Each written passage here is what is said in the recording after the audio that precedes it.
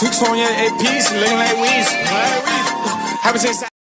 Welcome back to another edition of the 1 a.m. podcast. I'm Rashad Milligan. Today is actually a late episode because we're starting this at 12:05 local time on the East Coast. I'm joined here by Jelani and RB Mo. Fellas, how are y'all doing, man? Doing well, man. Can't complain. You know, another day, another dollar.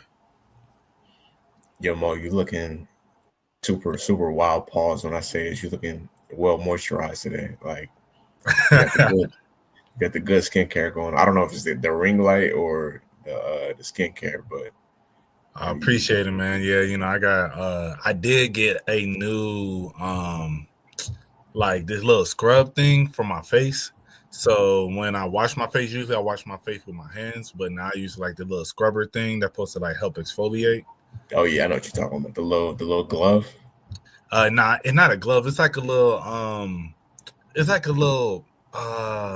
of like a little brush in a sense. Okay. Yeah, I saw it on Amazon for like $8, so I was like, okay, that might be kind of lit. No, it's dope that like us as men that we could, you know, say stuff like that now, because I feel like 10, 15 years ago you might get called a slur for buying like exfoliating gloves or exfoliating brushes as men and things like that. Even like getting facials or getting manicures, I feel like it's like less frowned upon than it used to be. No, facts. You know, from what I've heard, I hear like more women talk about how they like a guy who does keep his maintenance up, you know? Yeah.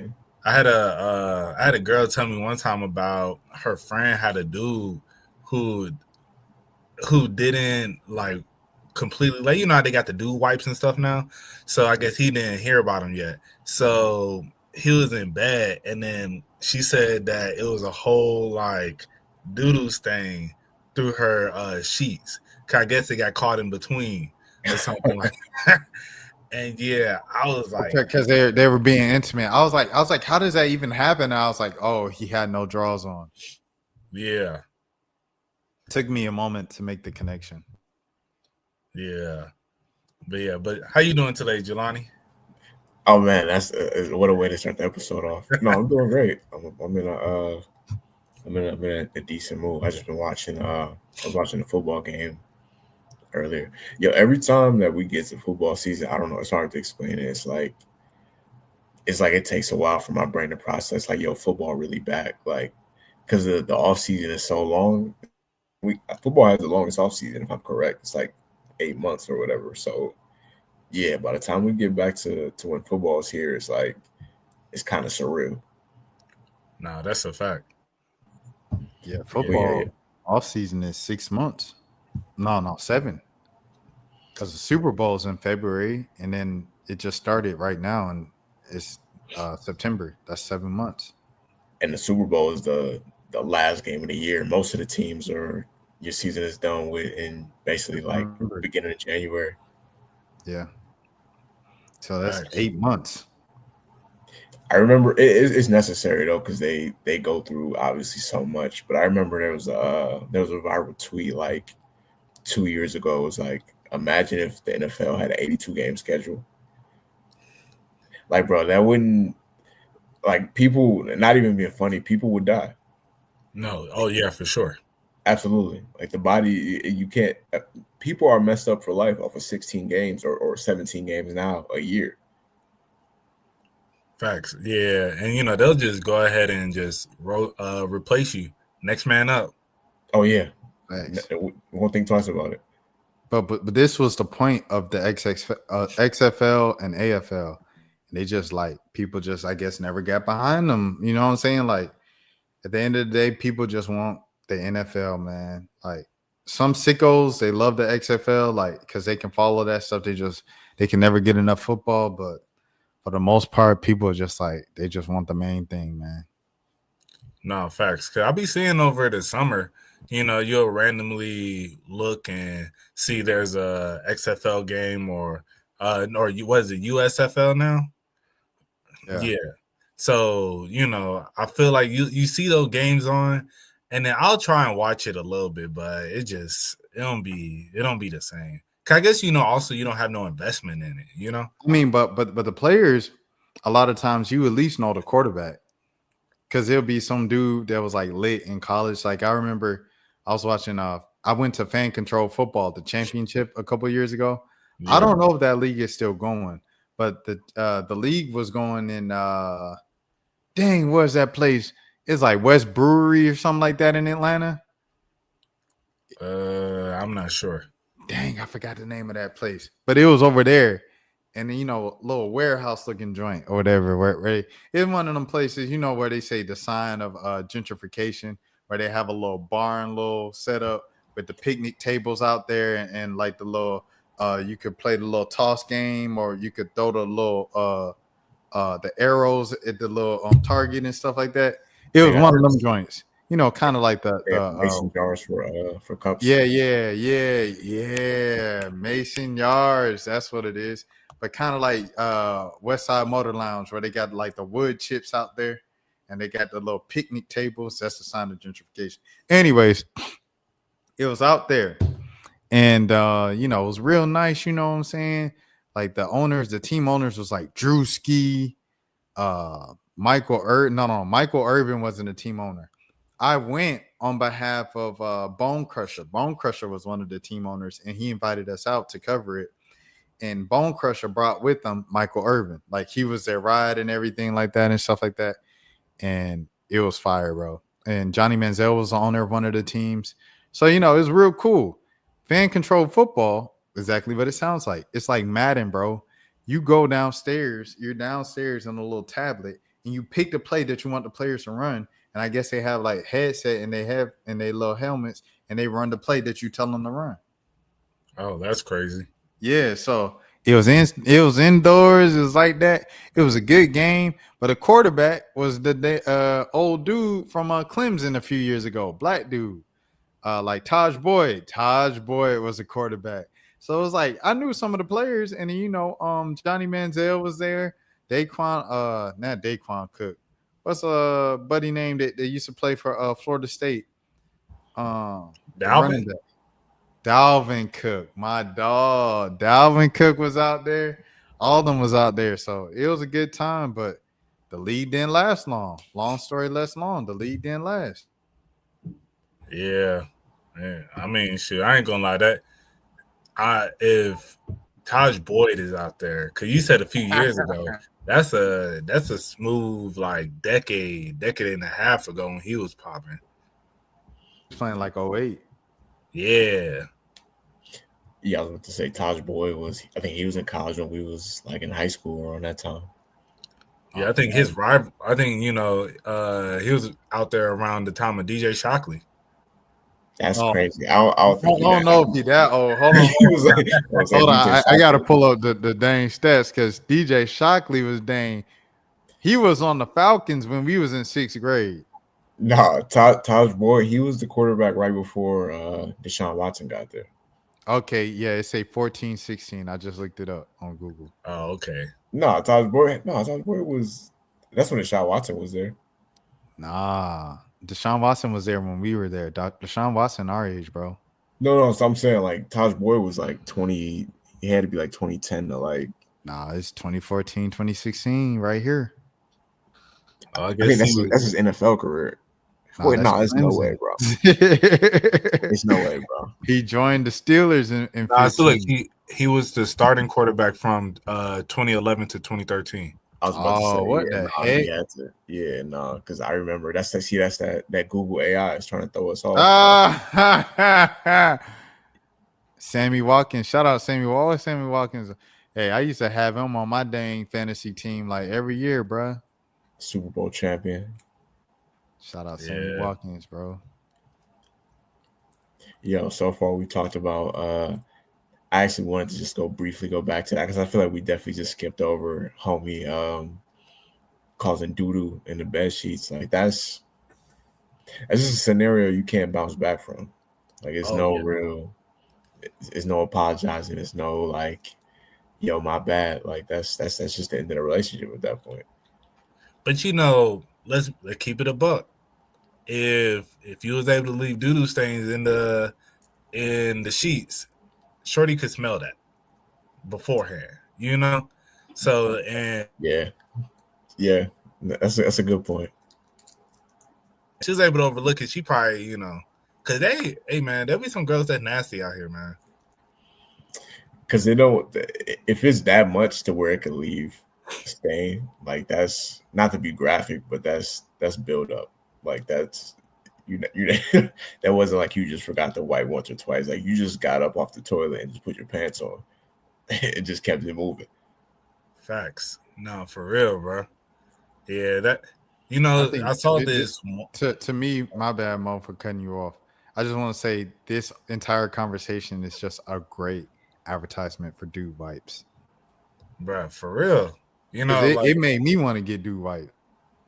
Yeah, nah, because that stuff is important.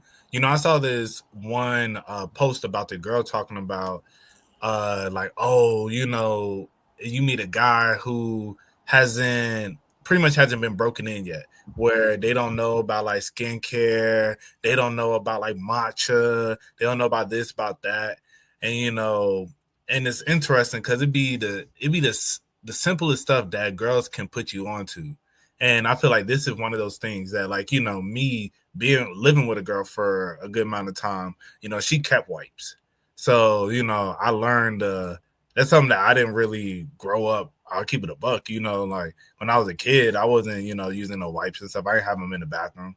But that's something that I'm going to definitely pass on to my child as I get older, to definitely, I want like wipes, shoe, like skincare, as you talk about with like facials and stuff. Like, I feel like all that stuff is, it's good to keep yourself healthy, man. Ain't nothing wrong with that. Like, and I think a lot of guys, they get insecure about that because it's like, oh, this is historically women things, But it's like, shoot. Like, I heard on this one podcast, it was talking about dudes don't really like to clean their butt, because I don't know if we passed the point where cursing, but they don't really like do that because they be like, oh, it's gay. I ain't finna get all up in there. And it's like, to be gay or to be dirty, Bruh. All right, so I'm in LA, right? This was probably maybe 2022. And I was taking an Uber back from Target. So I'm taking an Uber back from Target. And I think I was watching like a lot of Aiden Ross and stuff at the time or whatever. So, like obviously such jokes was like his thing. So I bring up the dude. I say, hey, bruh, would you for like $1 million, bruh? Like, and he was like, nah, man, nah, bruh. And then I was like, nah, not for the milli. And then he's like, nah, bro. He said, bro, I don't play that. He said, I don't even like to take poops. What? That's the way he described it to me. He said he don't that's how not gay he was. He doesn't even like to take poops.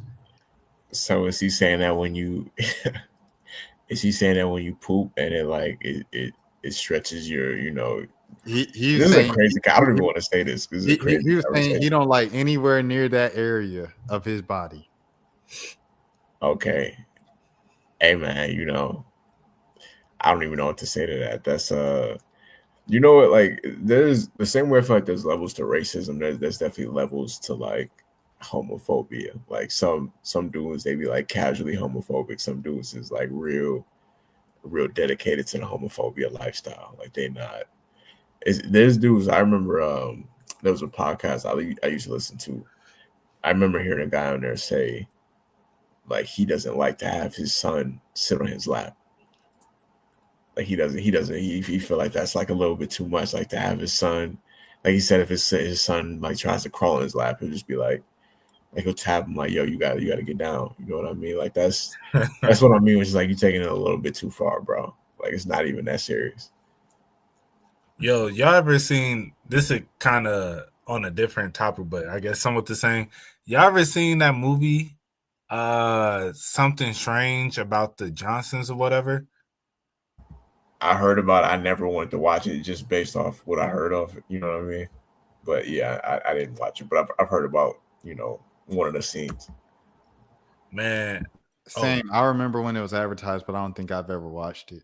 So I remember, I've heard about it for years, but then the girl I was messing with, she was like, yeah, I want to watch this. And so she had no clue what it was about. And so I had an idea. And so she was like, I want to watch it, you know? So I'm like, you sure? She was like, yeah. Like, I was like, all right, you know, I'll watch it with you. You know, it can't be that bad. Bruh, it's that bad. I'm not gonna hold you. It's very cringy, very just like you know, I was watching the movie with a girl and I didn't even want to touch her afterwards. Like just to keep it a buck, bro. Cause it's just like you feel so just like, what the like, yo. Yeah, that movie it's crazy, bro. Dude, I would never recommend. What's the something like gay?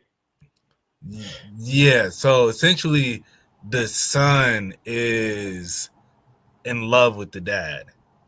And then yeah, and it's like so initially and it's like in that first scene in the top left, his dad had came in to give him okay, actually look on the second row on the right. When you're looking at that photo, he's looking at a photo of his dad. Nah, go up one. Where Buddy looking at the photo. Yeah, he's looking at a photo of his dad, and then he starts like jerking off. Yeah, and this was like right after his dad walked out, and because his dad it should be like something asterisk about the Johnsons, and then they'll have like in fine print at the bottom, asterisk something equals gay stuff. Yeah, it's crazy, bro. Because then it gets to a point where the dad want to stop, but then the son don't. So then the son is pretty much, yeah, like abusing him and forcing him, and then the mom is like in the house and knows what's going on, but acting like she don't know what's going on. And then she eventually I think she had to kill the son, and then the dad killed himself or something like that. And yeah, it like, bro, it's OD, bro. I'm not even gonna hold you. It is OD. Like I said, like no exaggeration, bro. Like me and her was like sitting next to each other, but not one. We didn't even want to touch each other. It was just like, yo, what the heck did we just watch? Yeah, I don't know who made that. Whoever made that has a sick mind, bro. Yeah, I didn't want to say it like when you first brought the movie up, but yeah, that was the main thing that I knew about the movie is that the first scene is him beating his meat to a picture of his pops. That's you know, that's really all I know about the movie. Whenever, you know, because every now and then you'll see somebody like they'll tweet or you'll see like on Reddit or something like that, it would be like, what's the creepiest movie you've seen or something like that, and this is one of the movies that'll pop up when people talk about that. I want to steal this real quick, Mo, from what we was watching with Kai earlier, Kai and Talil and them. Mm-hmm. What's the strangest thing y'all gotten off to by yourselves? You said what's the strangest thing strangest thing you've gotten off to? Man, yo.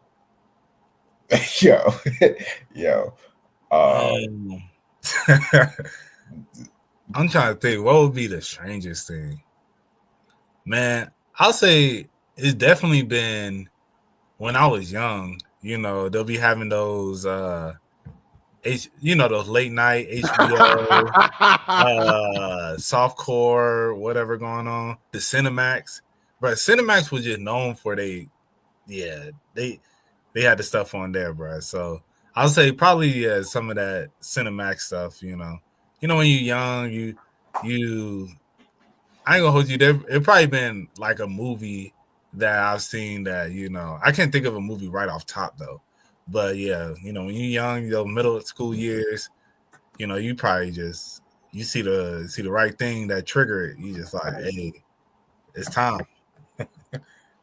You know, I was a veteran of HBO. I knew I used to you had to keep the the last button, you know what I mean, on either like Cartoon Network or Disney Channel or something like that, just in case.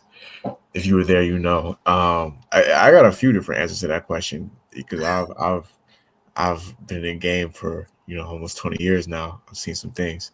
Um, I had like my early era, like when I first started off, that was like the girls going wild infomercials. It's like back in the day. They used to come on like 4 in the morning. I think it was like Spike TV, Comedy Central. I still remember the networks that came on. That was some material early in the game. But I would say, wow, this is a crazy question. All right, so I'm gonna get real vulnerable with y'all. This is one of my gayest moments in my life, arguably my gayest moment in life. So if you remember Vine, like when Vine first came out, before it got bought or whatever, it was like completely uncensored. Like there was no filter. You could put whatever you wanted to put on there. So there used to be like certain pages that would post certain types of content or whatever. So I'm on one of those pages one time doing my thing, and I'm getting towards the end. I'm about to, you know what I mean? You can fill in the blank or whatever. And as I'm about to fill in the blank, I'm scrolling through the Vine page, and it's mostly up until this point, it's only girls on here. Like it's girls, you know what I'm saying, doing whatever. And then out of nowhere, I'm scrolling as I'm about to finish, and it's just a dude, sitting down, doing his thing, beating his, it's just a random vine of a dude beating his meat pops up, and I'm already about to finish, and I didn't stop. I was like, you know what? This is what it is. I'm here now. You know what I'm saying? Like I it wasn't like I was watching this the whole time. It was, what I'm saying? It just popped up out of nowhere. I can't stop it now. And yeah, They're only 6 minutes long. Exactly. 6 seconds. But that was the thing about it, is that like I'm scrolling, everything is normal, and then that one popped up, and it was like, am I gonna stop now? Am I about to start over? No, I'm here. A business decision was made. So yeah. Hey, I feel it, man. Sometimes you gotta do what you gotta do, bro. It's like, am I gonna start this all the way back over? Nah. No, it wasn't like that. I feel like you said, if you ever had, you know what I'm saying, like if you was a vet in the game at any point, you definitely had, you know what I'm saying, even if you're just watching a traditional film, you definitely had a moment where the camera might have cut to just a close up on the dude's face while he was going to work, doing his thing. And that was just the timing that lined up there. You know what I mean? Like, I don't think it means, that it was the dude's face that got you there. It was just you was already there, and then a close up, next shot, boom, man's face, and then you're like, oh, well, that's unfortunate, so. It's just unfortunate. The worst is when you watching it and then it just gets too nasty and you just like, now like they spitting and doing all the crazy stuff, and you like, like they're slapping each other and stuff. No, bro. I tell you what makes me feel bad. Well, makes. I said it with the S. I said made me. Look at that. Come on now. By the grace of God, delivered. But anyways, what made me feel bad, bro, was, okay, I'm getting very vulnerable here, and I'm only getting vulnerable because, Jelani got vulnerable. Ghetto gaggers, bro. Bruh, like, I couldn't finish those. I was just like, I felt terrible, bro.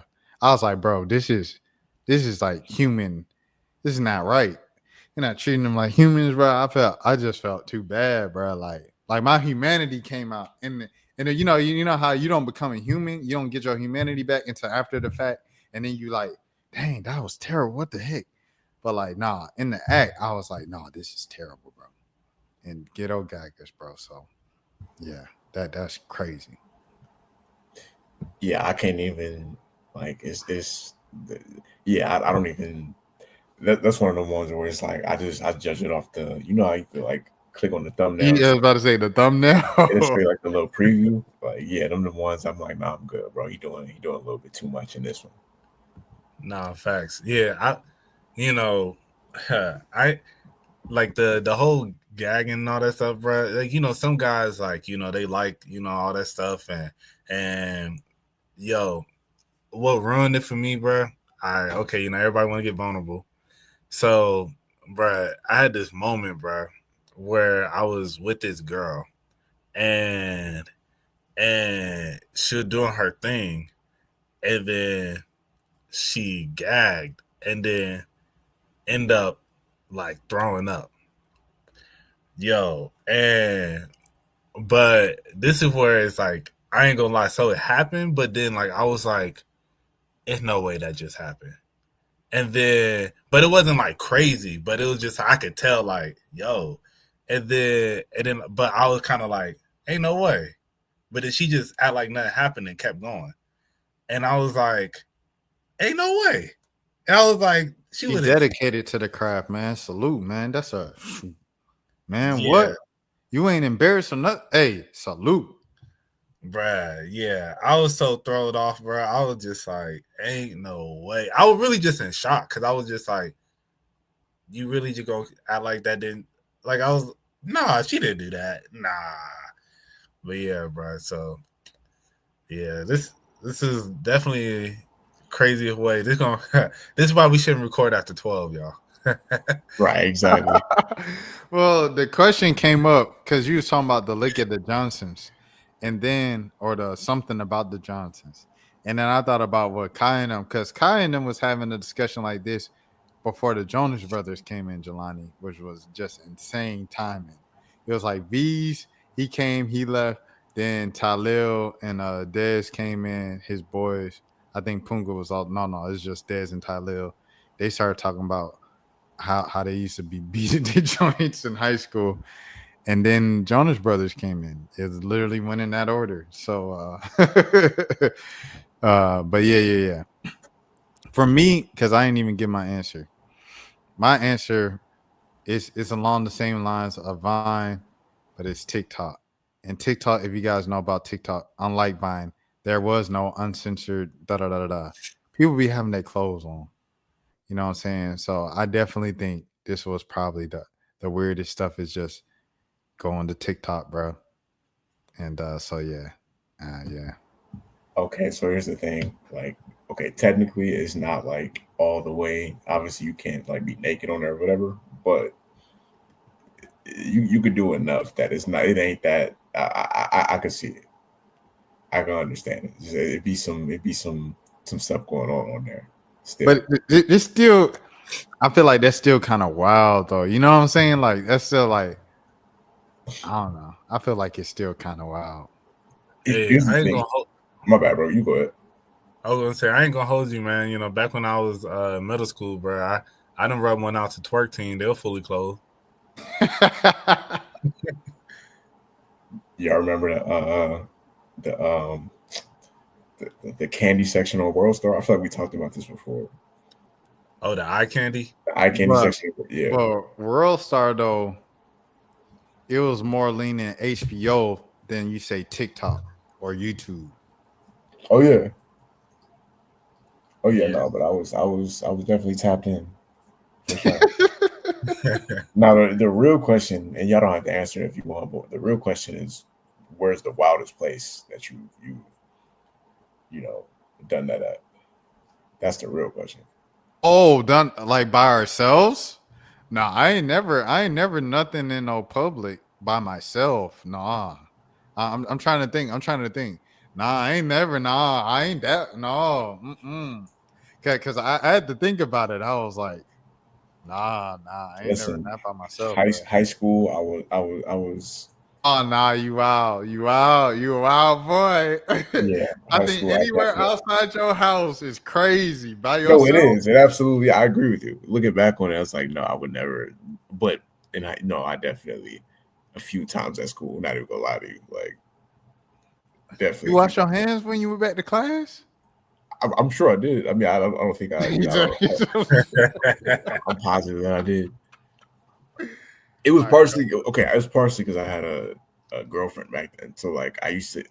Even if you don't have a girlfriend in high school or a boyfriend, like just as a high schooler, you're walking around like bricked up, sticked up, just because you're a teenager around that time. So like, add that on top of the fact that I'm, kissing your girlfriend first thing in the morning. I'm just like naturally, and we was like the first generation of high schoolers to have Twitter and Instagram. So it's like it was just a lot going on around that time. And your boy was the hormones was hormoning, in that era. That makes sense. Like when Kai was talking about how he did it in middle school, but I can see it now. Which you talking about like Instagram and Twitter, because you're gonna see a lot of crazy stuff. And they said you got a girl, you maybe just did something with a girl, but you can't really get all those hormones out and whatnot. That makes more sense. I could see that. Shout out to the this is the sickest thing I've ever said on this podcast. Shout out to the seminar room bathroom. Oh man.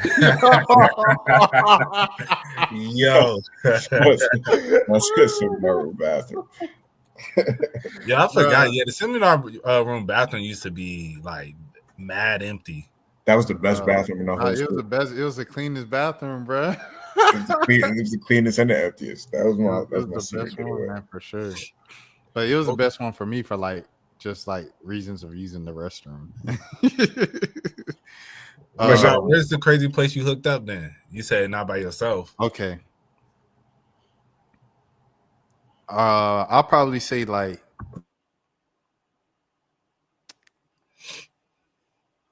I don't know how far I went here, but I definitely think I might have started here. The Epicenter parking lot, bro. Oh, that's crazy. Yeah, that's crazy. On the Lord's grounds, my boy.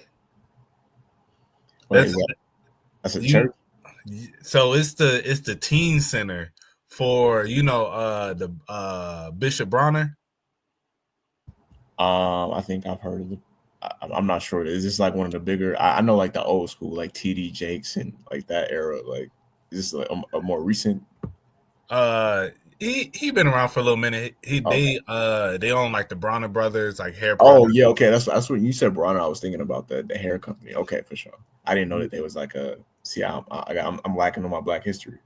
Yeah, he's a pastor. Okay, I didn't know. Over there by like Six Flags, and so across the street they got an Epicenter, which is a very nice place, and it's like where they'll host like the teen night and stuff like that. So it's pretty much a teen center. That I think they had a bowling alley in there, like a studio, a bowling alley, basketball court, and the arcade, and a rock climbing wall.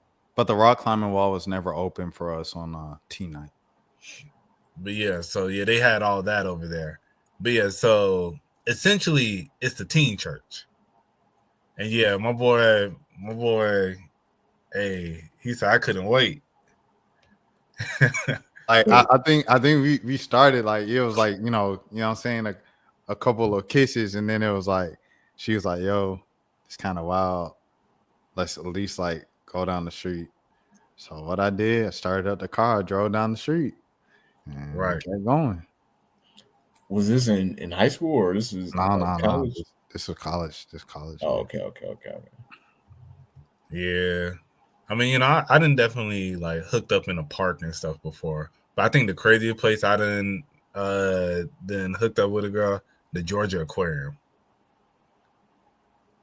Was this at one of them? They be having to spend the night things. Nah. Broad daylight. Nah, it was towards the end of closing. Like they were about to close, so it was it cleared out a little bit. But yeah, we snuck into the bathroom, man. Did what it did. How are they gifting 1 million subs to Kai Cenat? I ain't get one yet. I think of that every time I watch this. Most say the same thing, but he has 19 million followers. So 19 million, if they donate 1 million, that's still only what's one of 19. One fifth, basically. It's about 6-7%. Yeah, it's 6%. I'm 5% actually. 5%, bro. It's only 5% people get gifted subs. even with the million, that's crazy. Kai too powerful, bro. Kai too powerful. But going back to this for sure. Um, and the aquarium's crazy. I ain't gonna hold you. Yeah. I guess Jelani said a playground. Also, one of my go tos in high school was technically because I live, I had a elementary school behind my house. This man is at the craziest places. So like at the elementary school at the park, it's a hill, bro. Like so, it's like the top part of the park, a hill, and then it's a hill down. The hill down, there's the basketball court, and then the bigger part of the park. The top part is just like a smaller kind of version of like a parking lot / basketball court, and then so I would park right, like on the inside of the hill, because like if you're a police officer and you driving and you circling around and you just circle at the top of the hill, you don't see us. So I'll be parked there, and that'll be my go-to in high school. But that would have been like looking back on that. Oh man, it would have been over with at an elementary school. Yeah, I was gonna say them charges is. I mean, you probably would have. It wouldn't have been so bad because you was a minor. But like, if you was an adult and you got caught at elementary school, like, I mean, if you 18. Oh yeah, no. That's what I'm saying. Like, if you 18, was you 18? I was doing this in a car, bro. So I was like, I didn't get my license till 17. Oh, got you. Yeah, nah. That definitely could have went sideways for sure. If you got caught, I got caught in off of Bear Parkway in Kennesaw. Where at over there? It was in a parking lot of like a red roof. Why didn't you just book? You was at the hotel. 18, bro. Like I'm living on $200 every 2 weeks from Zaxby's, bro. Oh, I got you. Okay, I was gonna say you went to the. Yeah, you probably. I don't. You gotta find. I guess like an abandoned restaurant or something like that. Like somewhere that you're not thinking about all this when you're 18, bro. Like, oh man, I mean, yeah, I did a lot of. I mean, I still do stupid stuff now, but I did much more stupid stuff when I was 18. Yeah, for sure. No, facts. Yeah, it's that little stuff you don't think about until in hindsight, until it is in hindsight. But yeah, when you're 18, 19, 20, it's just like whatever, Bro, I had a video about this. Hold on, that I wanted to pull up because it was, oh man, it was great, bro. Hold on, let me see if I can find it. I think it's okay. Here it is. It's a baby, and they're allowing the baby to struggle, picking up, trying to figure out a way to carry both of the little carts. And they said this is great for the baby's like confidence and just skill building from an early age.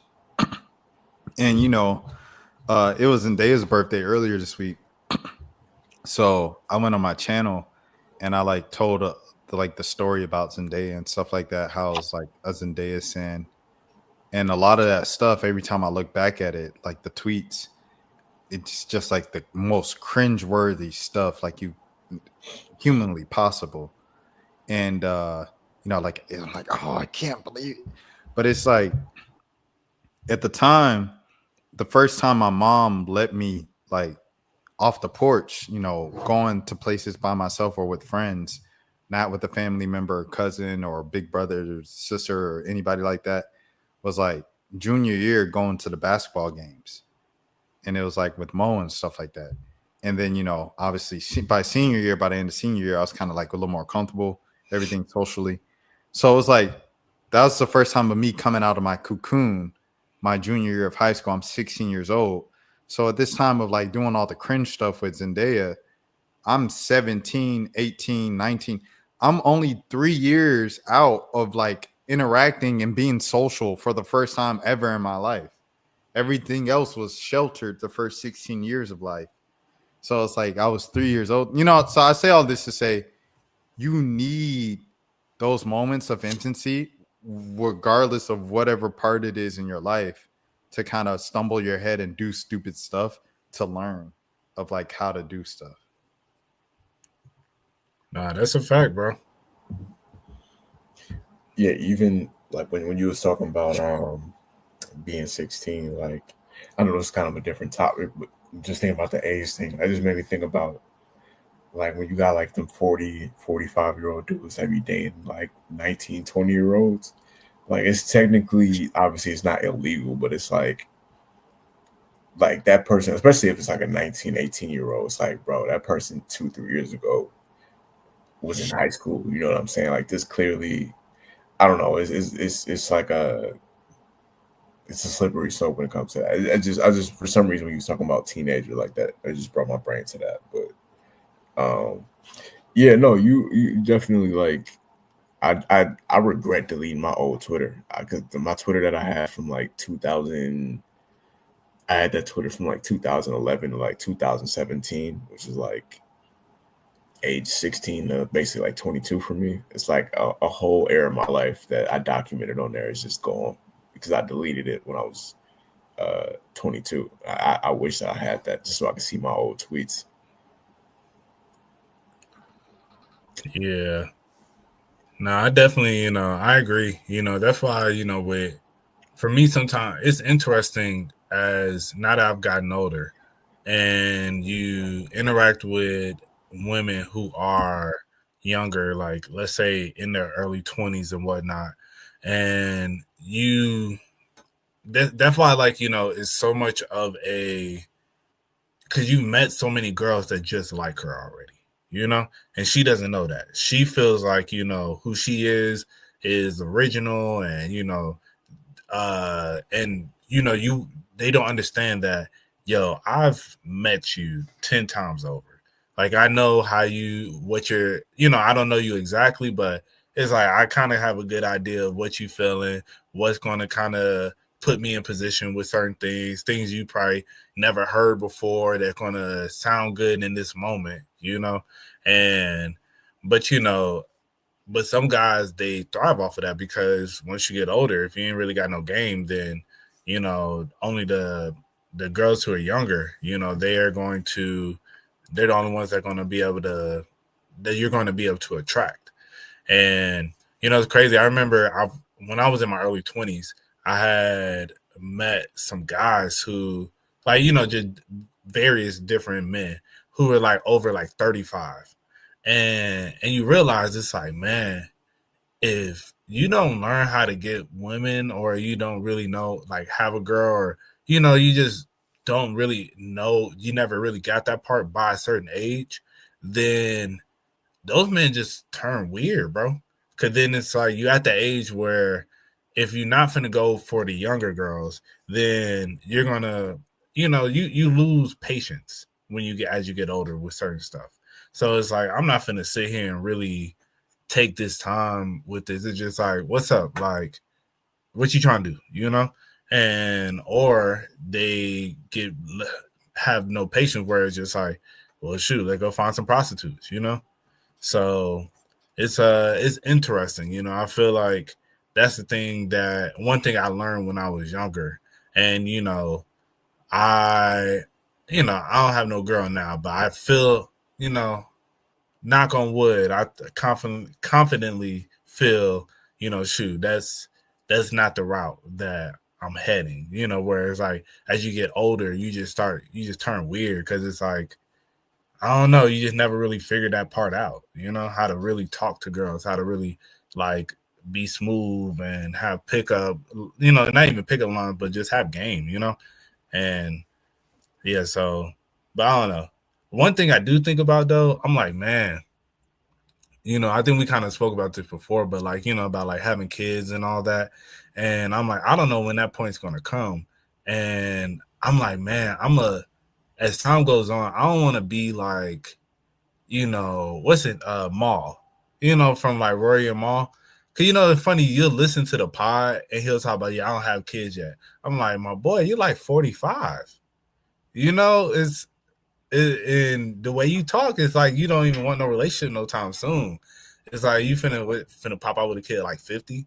But I think about that in the sense of like I went to for Labor Day, kicking it with some of my friends that like E and Isaiah and all them, and a lot of them have have relationships now, and so they have their relationships, and then it was really a glimpse into like, bruh, this is what the future is looking like. Because I know some of those couples are either married or they're going to get married, So I'm like, y'all are eventually going to get married. Y'all going to have kids and all that stuff. And I'm like, am I just going to be that one friend that's, the bachelor of the group? It's like, oh, you see in the movies, it's like, Maurice, why don't you ever settle down? Find you a good girl, blah, blah, blah, And I don't know, man. I'll be thinking about that. That's just one thing I think about for myself. I'm like, when am I going to settle down for real? Because we getting older, man.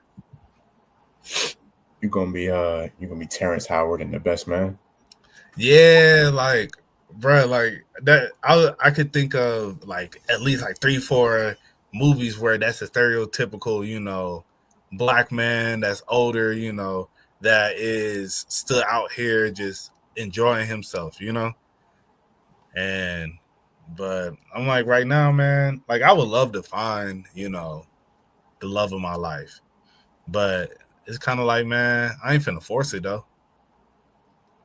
This was interesting. Oh, go ahead, Jelani. Go ahead, Jelani. Oh no, I was just gonna say like I'm kind of torn between both because like I definitely feel like I'm still relatively young enough that I feel like I got a few more years of like being outside left in me, but at the same time, I wouldn't be mad at all like if I got a girlfriend in the near future, just because it's like it's so crazy out here that you might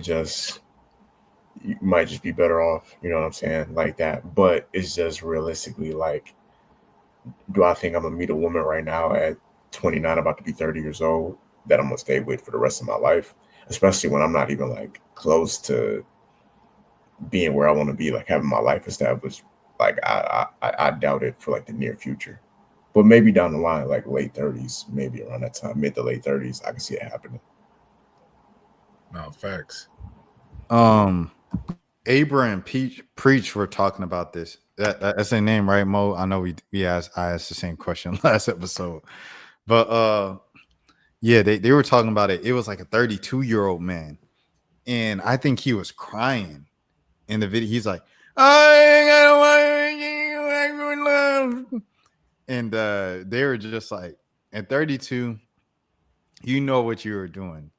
You made some decisions over the course of the years to not be married, bro. Like when you get to a certain age, like, and I know for a fact how many times I made the intentional choice over the years to be single.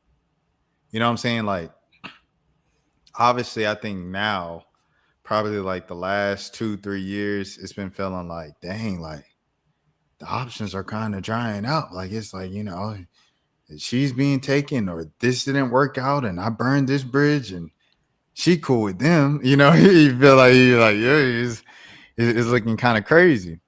But then you look back, shoot, how was I moving when I was 22? I was like, I ain't trying to get in nothing serious. I'm not committing to anybody. That's just how I was moving, bruh.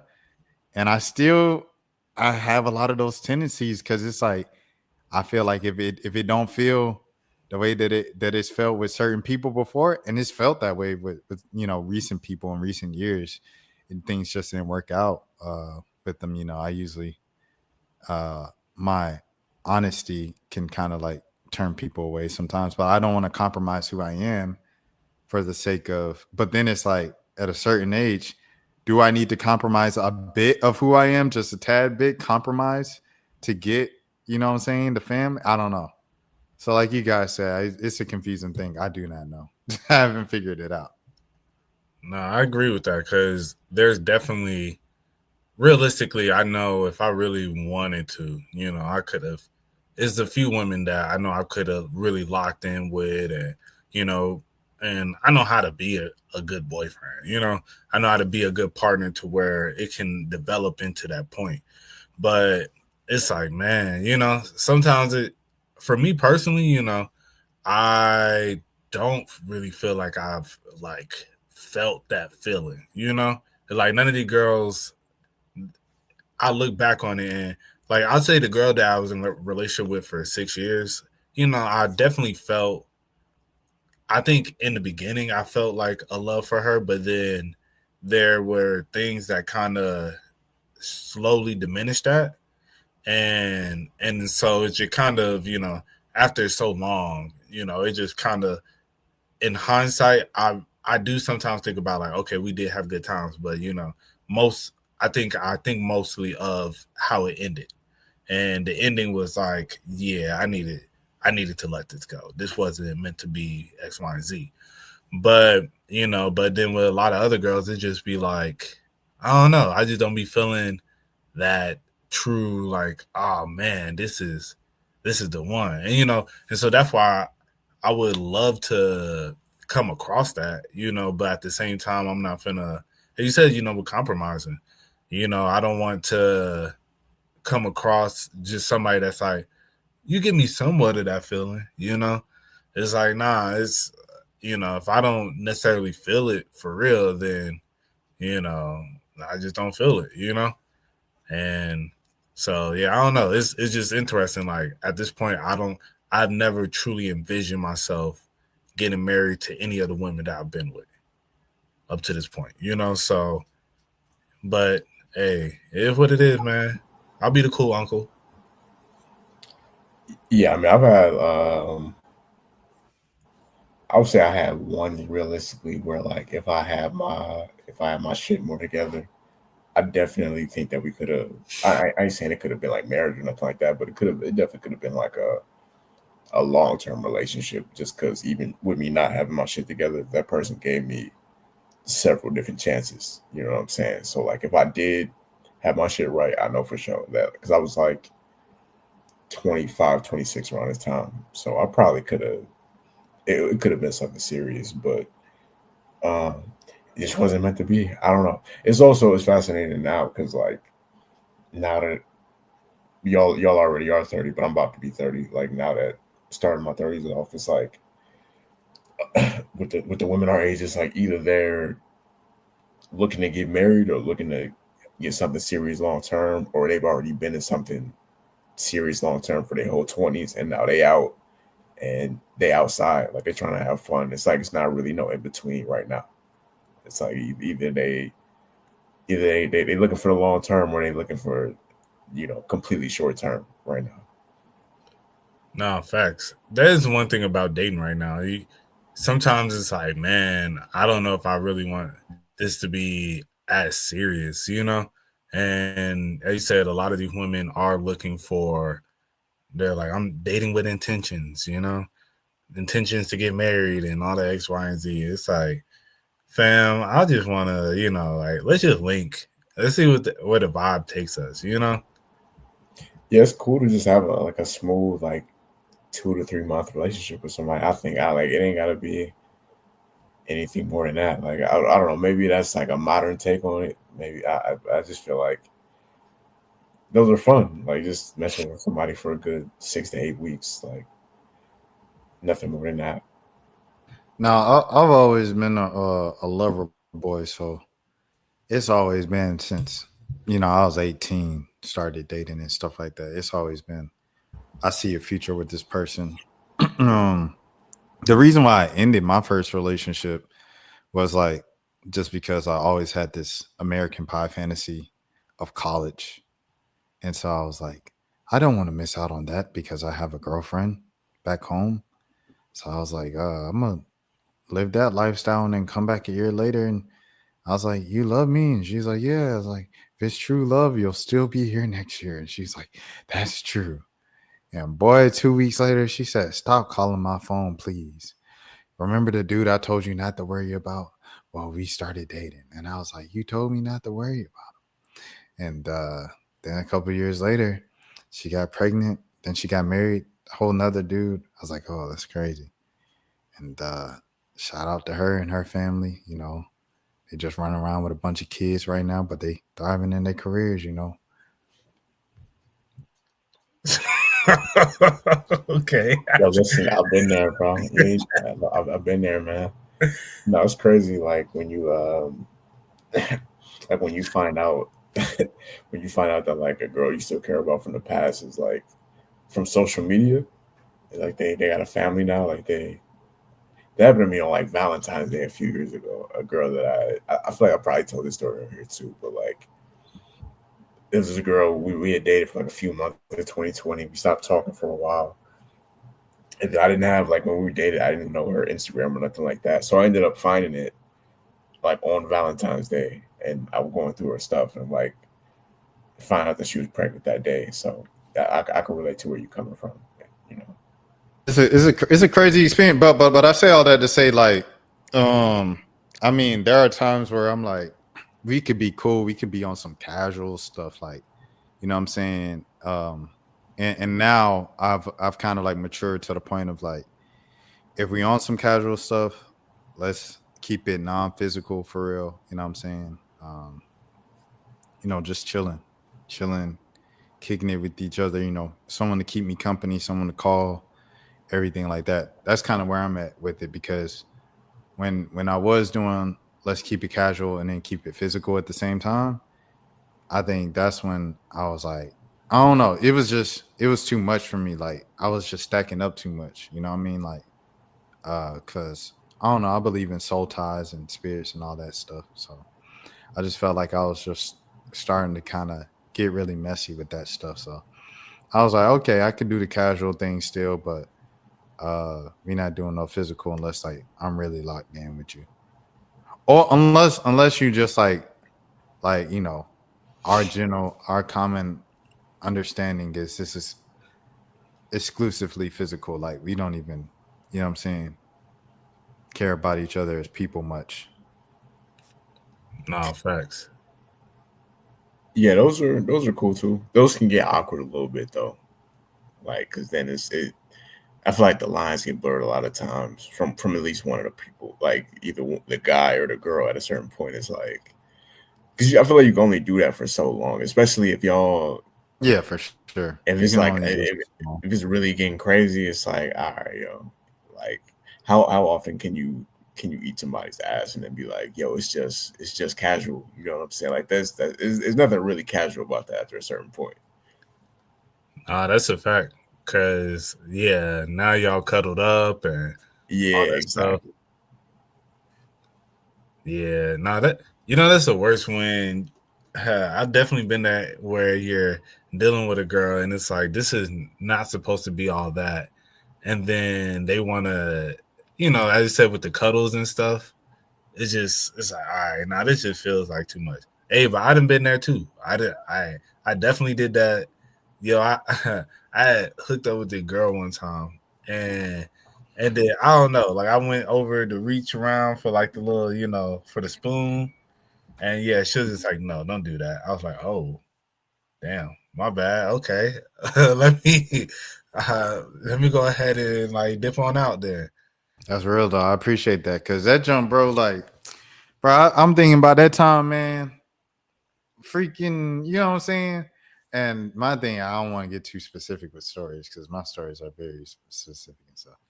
Uh, it was recently in the last few months, and y'all already know about this because I told y'all. But it was just crazy, man. Where like I invited someone out to where I was going because I didn't want to be, you know what I'm saying, by myself. And I was like, I feel like I might be by myself out here.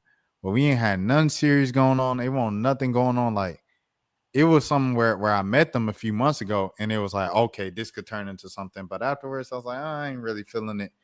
And I just, wasn't communicating as much. Like we only talk. Like we ain't talking months at this point. So it's kind of like random when I hit them up and like, hey, you want to come out here with me to this thing? There's like, yeah. I was like, okay, if you can find a way, you just stay with me. So okay, bet. But it wasn't nothing physical. You know what I'm saying? It's really just on some like, you come here, keep me company, and I have someone around here because I'm not from this side of the country, right? But then I run into some fine work. And now the fine work, we develop a whole connection because old girl, you know what I'm saying? She over where she at, and I'm over here with the fine work all day. The next day come, and now old girl that come with me, home girl, she like, oh, you brought me out here. We need to spend time. Like, it's cool. I promise it's cool. Man, she come with me, man. She stuck on me. And then especially when she seen that I was talking to fine work and we developed a little friendship from the day before. Now she on me like a guard, bro. I'm like, oh my goodness, bro. She messed it all up, dude. She messed it all up. And so I say with that, bro, to be honest, blurred lines is not even worth it, bro. Situationships is not worth it. So to go back to Jelani's earlier point of like, sometimes the 3 to 6 weeks is no. If it ain't the serious, we locked all the way in and we got the end goal of marriage, keep it away from me, bro, to be honest. Because I don't need you getting jealous and you're not even my girl. You're not even my girl. You getting jealous over someone and now you cop blocking. Like, no, what part of the game plan is that? Ain't no. Facts. Well, it wasn't a similar situation. It was somewhat, but like when this one girl that was like, it was known that I had a girl, and she pretty much agreed to be my side chick. And because she found out I had a girl, and then she was just like, I guess she'd been a side chick before, so she was like, I'm just tired of being in these situations, blah blah blah. I was like, I bet. I was a little blown because I was like, I kind of rock with you, but hey, it is what it is. I'm just keep it a buck. But I was like, it is what it is. But then she ended up kind of like, we had work together, so she came back around, and crazy. I feel like, cause then eventually she was just like, yo, and I think I mentioned this on the pod where the girl had said pretty much straight up like, what you doing to her messed up, but just as long as you treat me right, I don't care. And I was like, oh, all right, I ain't I bet, I ain't never heard nothing like this before. But throughout the time that we continued to link, I could slowly feel, and like looking back on it in hindsight, I'm like, I think the girl was trying to make me her boyfriend, and I think she was just like, I'm just finna outwork your girl now, where it's like, what you doing is like, as I said, what you doing to her is messed up, but you treat me right in this moment, so I'm finna just go all out. And she did, she was lit. I rock with her for real. But and one of the crazy thing is, we talk about like connections and stuff. I felt like I had a really good connection with that girl. Like, but it's just, I'm like, how can I sit here and take a girl seriously under these circumstances? It's tough for me to want to really take you seriously when I know you over here, you shiesty, It's like you literally trying to take a dude from another woman when you know that the circumstances. But at the same time, and then add on to that, bruh, it was this one dude at my job that was hating on me so hard, bro, at that time. He wanted that girl so bad. And so he's the one who outed that I had a girl. He used to bring it up all the time. Like, because he's the one who initially brought it up. And then from there, will always bring it up, especially around that girl. And it'll just be like, the girl at that point, after a point, was like, I don't care. But it'd just be like, yeah, like, oh, yeah, Maurice, he got a girl. Maurice, he got to go home because he got his girl. It'd be like, bro, like, dog, like, okay, like, chill. But there's always that one guy at the job that he treats all the girls like they really belong to him, like they do whatever. Like, it's just like, bro, like, if she wants to, she's going to, man. Like it's nothing that you could really do about it. You know what I mean? Like that's a nasty move right there. Trying to but that dudes definitely do that though. Dudes would definitely tell a girl like, yo, he got a girl at home. You know what I'm saying? Like that's a nasty move.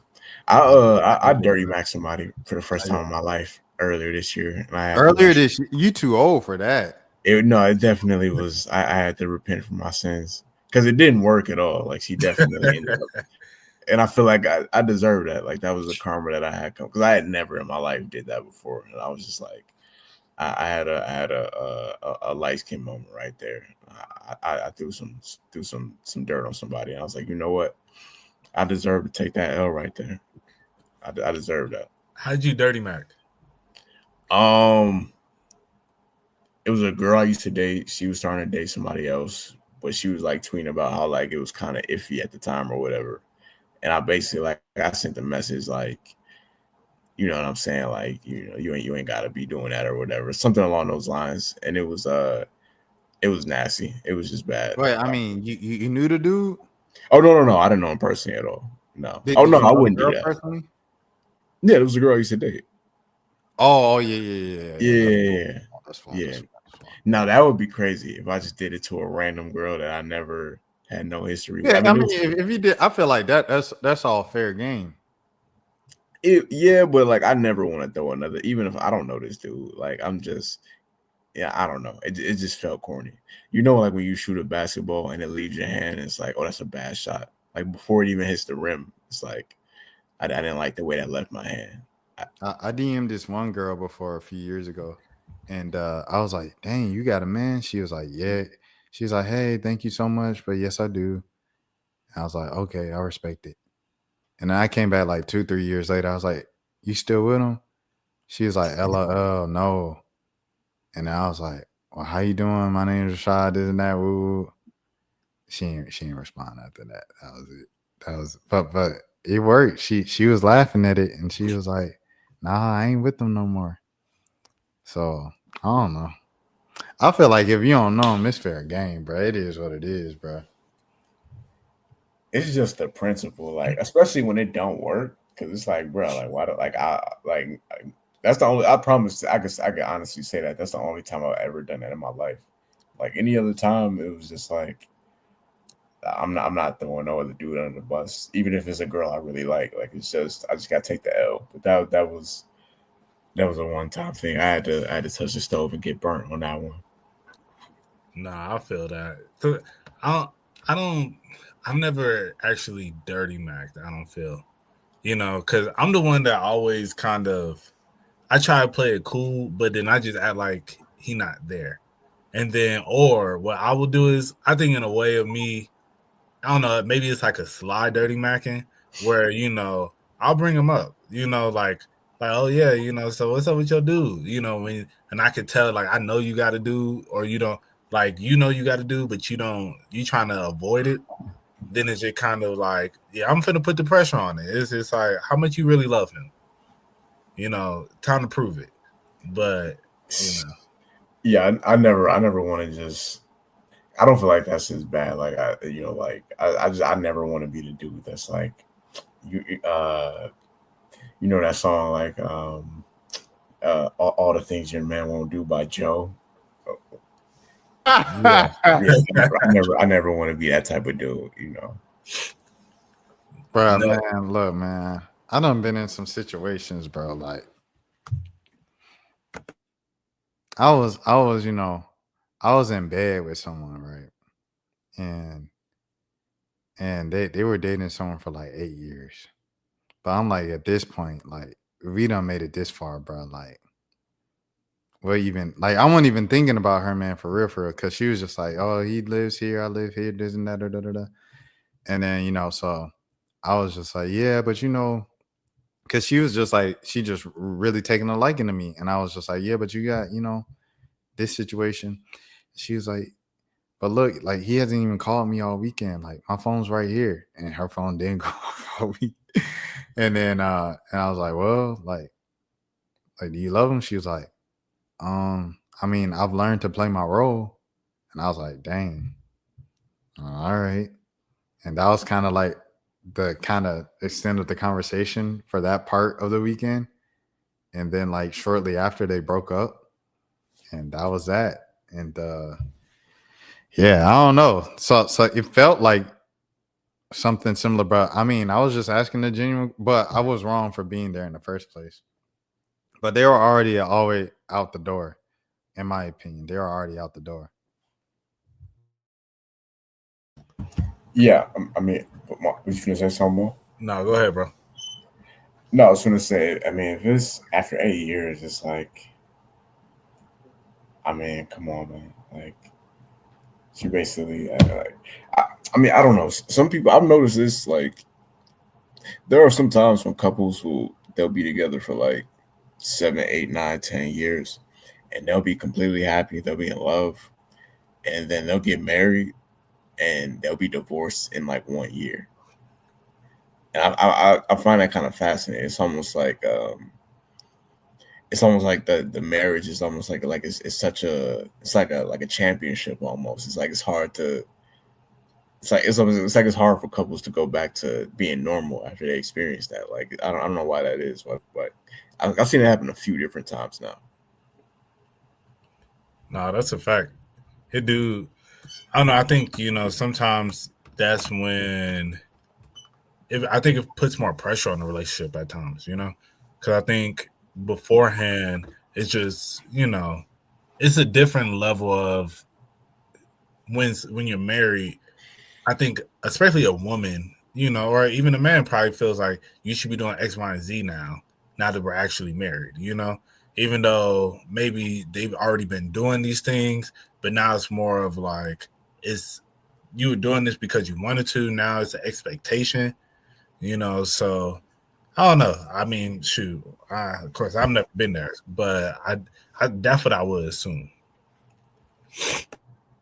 Yeah, I've never been there either, so I just don't know. But I do find that like I was talking to one of my homies because one of them from Valdosta, he just got engaged, and so I called him and I congratulated him. I was walking to the grocery store, so then I hung up, and then I was calling pretty much like everybody else in that group in Valdosta just to be like, "Dang man, it's crazy! Like how you been?" And it's crazy that he got engaged and stuff like that because he came far away from when we was in school, and so they was like, "Yeah, yeah, yeah." And then one of them, he's married and got his first kid on the way in like a month or two. And unprovoked, I walk in the grocery store and he just starts going, "Yeah, man, just be very careful of who you marry." Mind you, I went to this man's wedding. He's like, "Be very mindful, like look at like her character, how she speaks to other people. Those things are really important, man, because it's the little things that like you don't see that it's a lot. Marriage is difficult. I'm like, dang, like, are you happy, my boy? Like and the baby on the way. So it's like you locked in, bro. Like, regardless if y'all last or not in this marriage, y'all locked together for life with this baby. So yeah, man. It's I don't know what it is about marriage. But I honestly do not know what it is because we're not married, so I don't know. But whatever it is on that invisible wall on the other side, I know one friend. He when he got divorced in his first year, it was because they had issues in their relationship and they thought that the marriage was going to bring them closer together for some reason, and that didn't work. Like it was like she liked to go party and he's like more of a homebody, like to stay in the crib, watch the game. So that didn't work out. Yeah, I feel like a lot of people get married just to say that they did it. Like it's almost like it's just they feel like it's not even almost if they want to do it themselves. It's like they feel like they got to do it just because they've been together for a certain amount of time, or they just want the look of, it's just the wedding, like the Instagram pictures and everything that comes with it. But the actual like, yo, we're gonna be together for the rest of our lives. I don't think people think about how long that is, bro. Especially like you get married to somebody in your early to mid 20s, like dog. That's a real commitment, bro. Y'all gotta really, really, really love each other to be faithful to somebody for the rest of your life. If y'all live to be like, if you get married at 25 and you live to be 75, bro, that's 50 years, dog. Like that's I don't know, man. It's like I said, I don't mind doing it one day, but I don't know how realistic it would be for the rest of my life to be with one person, or for her to even want to be with me for the rest of her life too. Like she got her own life, you know what I'm saying? I don't know. It's a lot. Well, you eventually like at a certain age, you what you call you get you kind of just go through it. You know that's what I've heard from most old couples that've been together for a long time.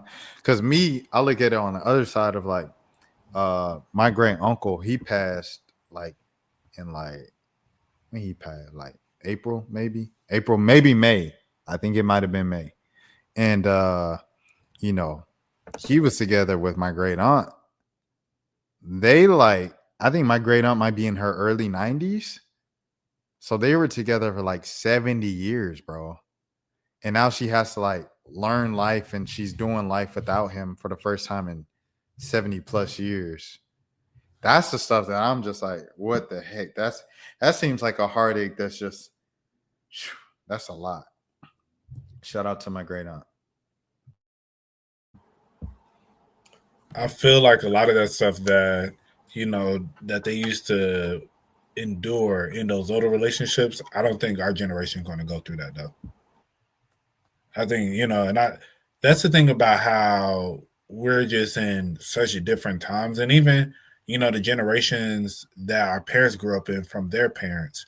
It's all different, and they had different ways of doing things, and it's like I think some of the marriage advice that those older couples give to couples now, I just really don't feel like it's going to be valid in the next 30 years.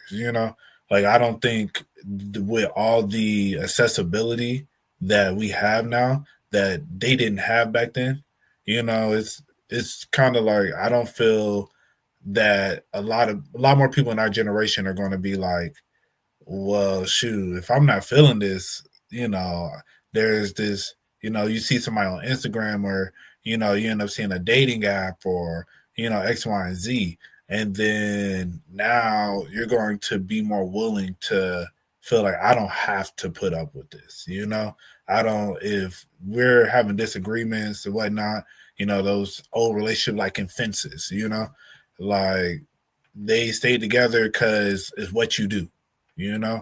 I don't feel that's how a lot of relationships. I think there definitely are going to be some that are going to be like that, but I think realistically, yeah, when they get to their 50s and 60s, they're going to be like, I'm tired of you. It's not going to be the same, man. And the divorce rate is going to be a lot higher, and yeah, because especially like the stuff that some women have to deal with, that's the main thing. A lot of relationships stayed together because the women wanted to stay together. Well, the men, of course, wanted to stay together, but they were just out here doing what they wanted to do anyway, But then it's like the women were like, well, I have a household, and then you don't have as many opportunities because, you need a man, and, maybe you haven't been working for years, and X, Y, and Z. So, yeah, I don't know, it's interesting. Yeah, with women too, like to the point that you were saying, as far as like couples not sticking it out. Like women, I probably said this before here too, but like women have more options than they've ever had before. So it's like if you married to a woman and let's say that you lacking a little bit, like you're not, you hit a rough patch, you might not have a job, you might be out of shape, you might be going through whatever. Obviously your wife is supposed to love you and support you, but like she is a human after a certain point. And if it stays a thing where it's like 2 to 3 years then went by and you getting fatter and you're not really advancing in your career, and she opening up Instagram and she's seeing dudes driving, Ferraris and wearing Rolexes and stuff like that. Like after a certain point, she might end up, becoming curious. Like it's a possibility that wouldn't even been an option, back in the 70s and 80s, though. That wouldn't even, like you said, the accessibility wasn't there. So it's a reality of life that we're in.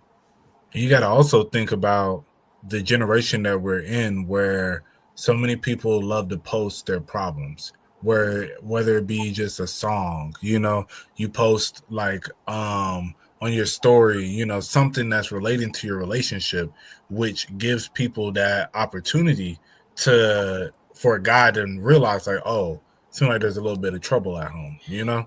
And now it's like, okay, well, shoot, let me go ahead and throw a little shot out there, you know? And and that's the difference where, you know, say you get in an argument with your husband and now you want to, you know, you want to delete something off the gram or, you know, just little stuff like that. There can be more of those opportunities for somebody else to come in and make it seem like the grass is greener on the other side, as opposed to, you know, you didn't know what a lot of couples were going through back in those days. They just went through what they went through, and like maybe they closest friend or whatever. But now you got people who got millions of followers, and you know, you got people like Cash Doll who's like, I'm single now, you know, but then you back with your man a couple of days because y'all had a little argument.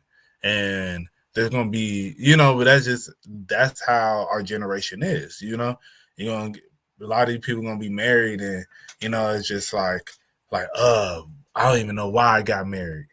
And then you're gonna have people, you know, sliding them DMs, you know, be like, oh, everything okay at home? You know, it's just everything fine. It's just I'm a little frustrated. Oh, he frustrating you? You know, you don't deserve that, right? And next thing you know, it's like, bam, like, you know, let's meet up to grab some coffee. And hey, You remember when Steve Harvey had that marriage advice book back in the day? which one? The Act Like a Woman, Think Like a Man. Yeah, That was platinum literature in the Black community. That book went viral in a lot of Black households. I feel like a lot of aunties and my mom, I think she even had a copy of that back in the day. But I'm not saying I don't know if I want to take marriage advice from Steve Harvey. No disrespect, but like, you know, they've been together for a minute, so you know they figured something out. There's some wild backstory to that too, but I kind of want to get famous one day, so I'm gonna watch what I say on here, you know, just in case I do. I gotta start protecting my hypothetically, if I do get famous, I gotta start protecting my celebrity relationships. Right, Man, that's why Steve Harvey, bro. He ain't let me in the Dreamers Academy when I was like in 10th grade or so, because they said, who's your role model in your life? I said my father. And I think that's what did it for me. Why I didn't get it. So F Steve Harvey for not letting me in the Dreamers Academy. Why do you think? Because you said your father. Would you supposed to say Steve Harvey?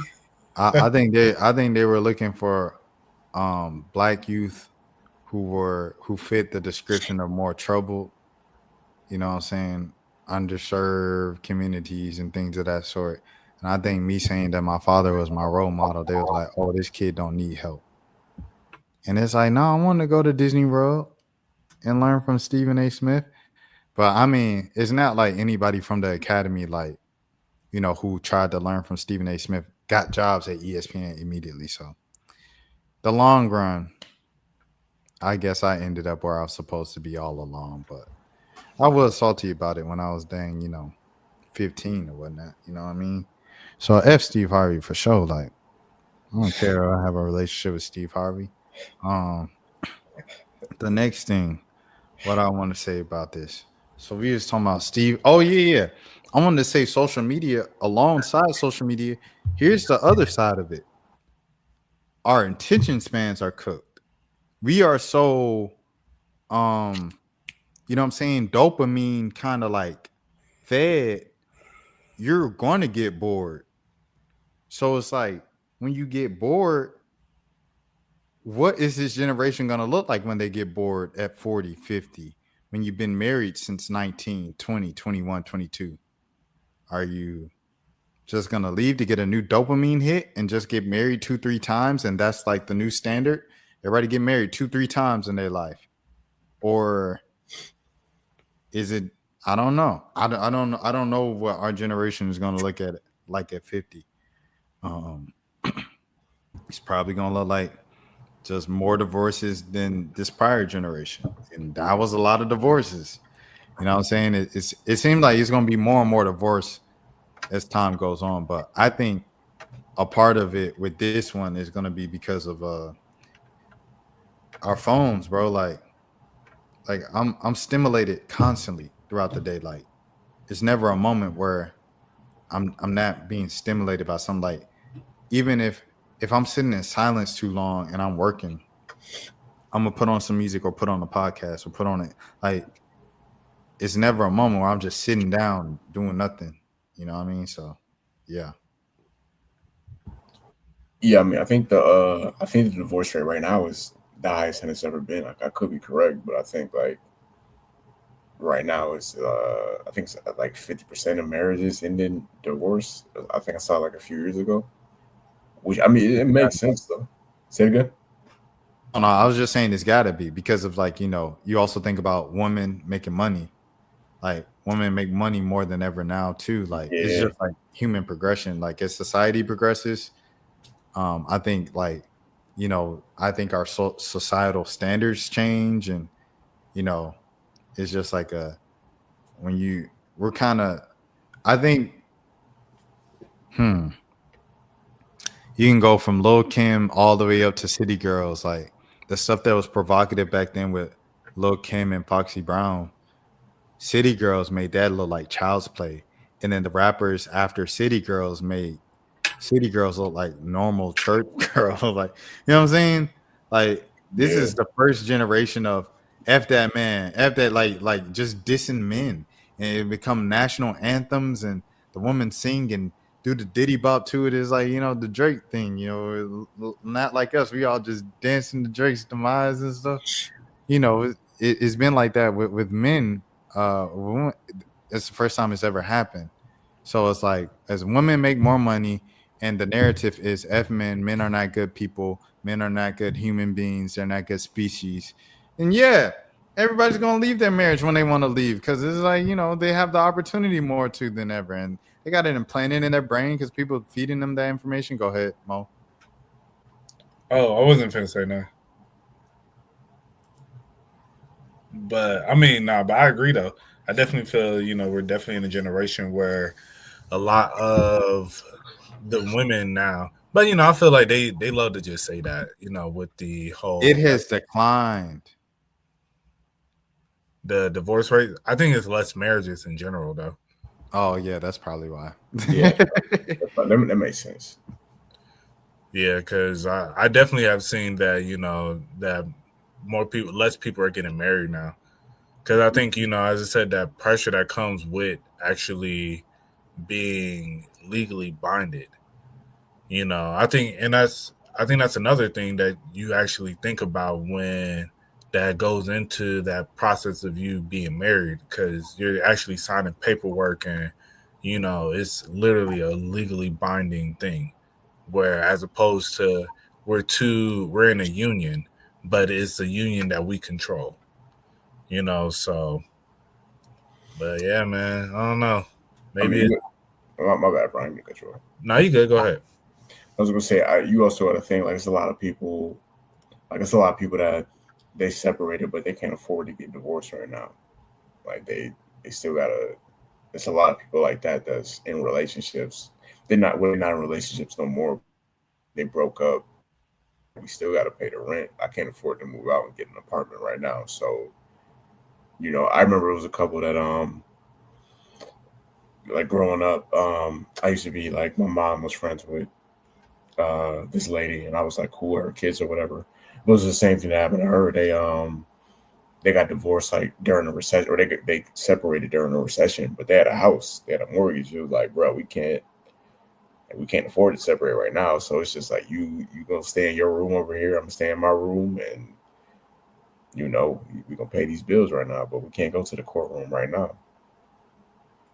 Yeah, I dealt with a shorty who is still staying with her ex at one point. That was not the best I was because say that's dangerous. yeah, because she would come home and he would be, damn near crashing out Cause it's like you were out all night, blah blah, like this, that, and the other. And she's like, well, I told you, well, we're broken up, I can do whatever I want. And he over here crying and all this stuff. And I'm like, do you need me to pull up? Like, you straight? Like, but yeah, I learned from that lesson though. Never again. Like, if you still staying with your ex, hit me up when you get your crib. That's super dangerous. What would you guys think about this? In addition to, like you guys said, less marriages. It's been confirmed by the CDC a couple months ago that this is the lowest birth rate in American history. Yeah, I mean, it makes sense though, because one, I mean, there's less people. I think it's like generation by generation, like less people are having sex in general. Like that's what the stats were showing. Like there's a higher number of young men like not having sex on a regular basis than ever. So I mean, it makes sense also with the fact that people are poor. So it's like a lot of people don't even have their own crib to invite somebody over to have sex. You know what I'm saying? So it's like, yeah, it makes total sense, and it's probably gonna keep dropping. As the years go, I don't see it picking back up. And there's also more contraceptives. Yeah, right. Plan Bs and of course condoms and girls getting the little shot in their arm or and I think a lot of women have realized that birth control actually helps regulate your hormones. So there's a lot more. I don't know if this for a fact, but from what I've seen, there's a lot of women who are getting on birth control. Their doctors are recommending it just for the simple fact that it regulates your hormones. So with and when I say like hormones, it's like it's a particular thing. I can't remember the name of it, but where some women they have like more like testosterone or something like that, and they may be like extra hairy and stuff like that. It's a very common thing. It's just like a woman may have never really just spoke about it. But I don't know about that one, fella. Nah, it's I can look it up, bro. It's a thing because I've dealt with a girl and I've met a couple girls who have, and it's not even like no crazy, like it's nothing crazy. It's not like they're looking manly or nothing. They still look like women, but it's just harder for them to lose weight. It's harder for them to like maybe their periods are like they have stronger periods than what they normally would have. As I said, like maybe like having extra hair on their arms, like stuff like that. So yeah, so it's like it's a common thing. But as I said, getting on birth control though helps regulate that. And so I think that's where a lot of women are. So because of that, as I said, more contraceptives, there's less women having babies because they're putting their children on birth control at a younger age now because of these different things, because they realize the benefits of it. Also, shout out My Days. If you know, you know. What? The My Chart joint, the My Days. Oh yeah. Nah, that's a fact. Yeah, that definitely helps because people are definitely more aware of like their cycle and everything. I thank God that I was born a man. Like it's just I wouldn't like as a woman if I had to this is the thought of like I could have sex and I might be sidelined for like the next 9 months, like the whole next 9 months of my life might just be totally derailed. You know what I mean? Like as a guy, you could just. I mean, it's not a good thing, but like hypothetically, I was gonna say not really. Like, what you mean? If you get you pregnant, can't. Not all the like. You not just like we doing whatever we want. Yeah, for the next 9 months, like you tie down, like you taking your girl to the to the thing. You holding her hand, you know, she throwing up. You got to get the bucket. You know, you got to be there every step of the way. It ain't That's no. if you want to do that. If you that type of guy, some dudes ain't that type of guy. But that's what I'm saying. So I feel like you saying I feel bad for the girls because you sidelined for 9 months. Me, I'm gonna still be outside. It's kind of crazy. No, I don't mean like when I say outside, like it don't have no physical effect on me. Like I can still live my life. I can still go to the gym and drink and smoke weed. Like it's no like physical restraint on me. Like I'm not gonna have to quit my job. I might take like some paternity leave when the baby get here, but like I'm not you know what I'm saying? Like it's not for a woman that really you gotta buy new clothes. It's a lot that comes with that I don't have to worry about as a guy. You know what I'm saying? That makes sense. Yeah. Yo, Rashad, the thing I was talking about was called PCOS. 1 in every 10 women has it. And then it says that about 70% of women with PCOS may go undiagnosed.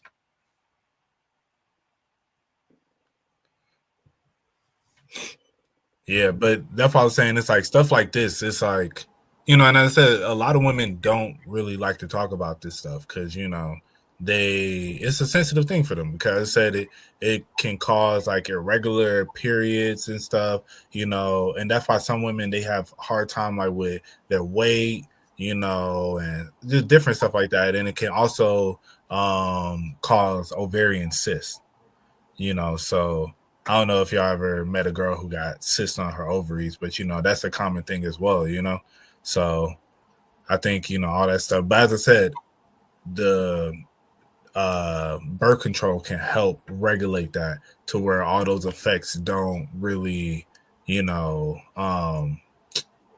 kind of counteract it, And I think, they're getting women on birth control at earlier ages as well now too, for that simple reason, Yeah,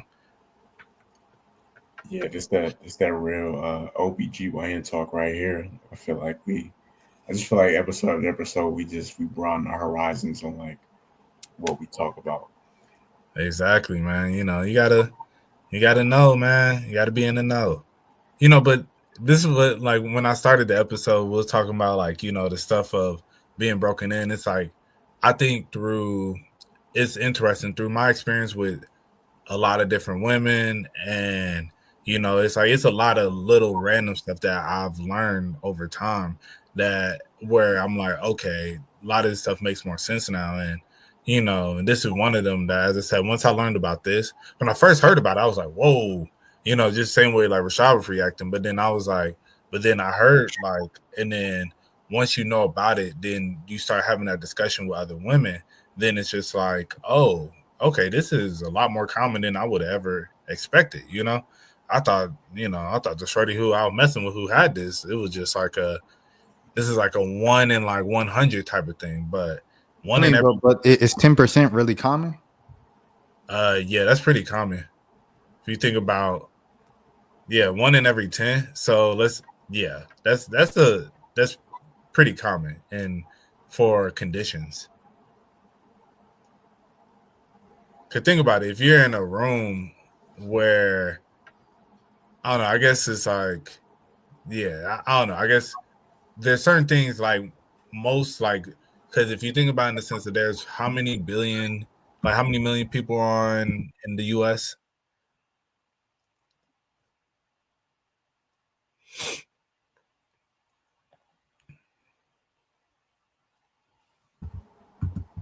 I believe it's like 400 million or 340. Okay. Yeah, so 340 million. That means that 34 million women in this country alone has this disease. This condition. No, that would mean if there were 340 women in the United States, 34 million women would have it. True. Okay, because I was thinking that too. I literally did the same math in my head first, and I was like, no, that's the overall population. But it's still a lot. Yeah. I get what you're saying. What I want to say about this, like you said, Jelani, it was interesting to start off with Taj Boyd and end up on this. Um, I think my main thing, bro, is like it also goes back to the phone. Everything goes back to the phone and social media, like they said. It really is that dang phone. Because Jelani say this is the least intimate, you know what I'm saying, era ever. Why? What's a part of that? I think men and people in general are just more socially awkward than ever. Why is that? Because of the phone and technology, like Aubrey Plaza said it best. It's like social media is weird because you can be talking to so many people, and then in reality, you're just sitting in a chair by yourself for 20 minutes. And that's just the reality of the situation. Like, you literally can be by yourself, but connected to so many folks. And that lack of in person connection isolates a lot of us, you know, and not just men, because I know it's a men's loneliness epidemic, but it's everybody. You know what I'm saying? So the phone, once again, the phone with in terms of our attention spans and like our interests, how long are we interested in our partners? And then the phone, once again, now with the lack of intimacy.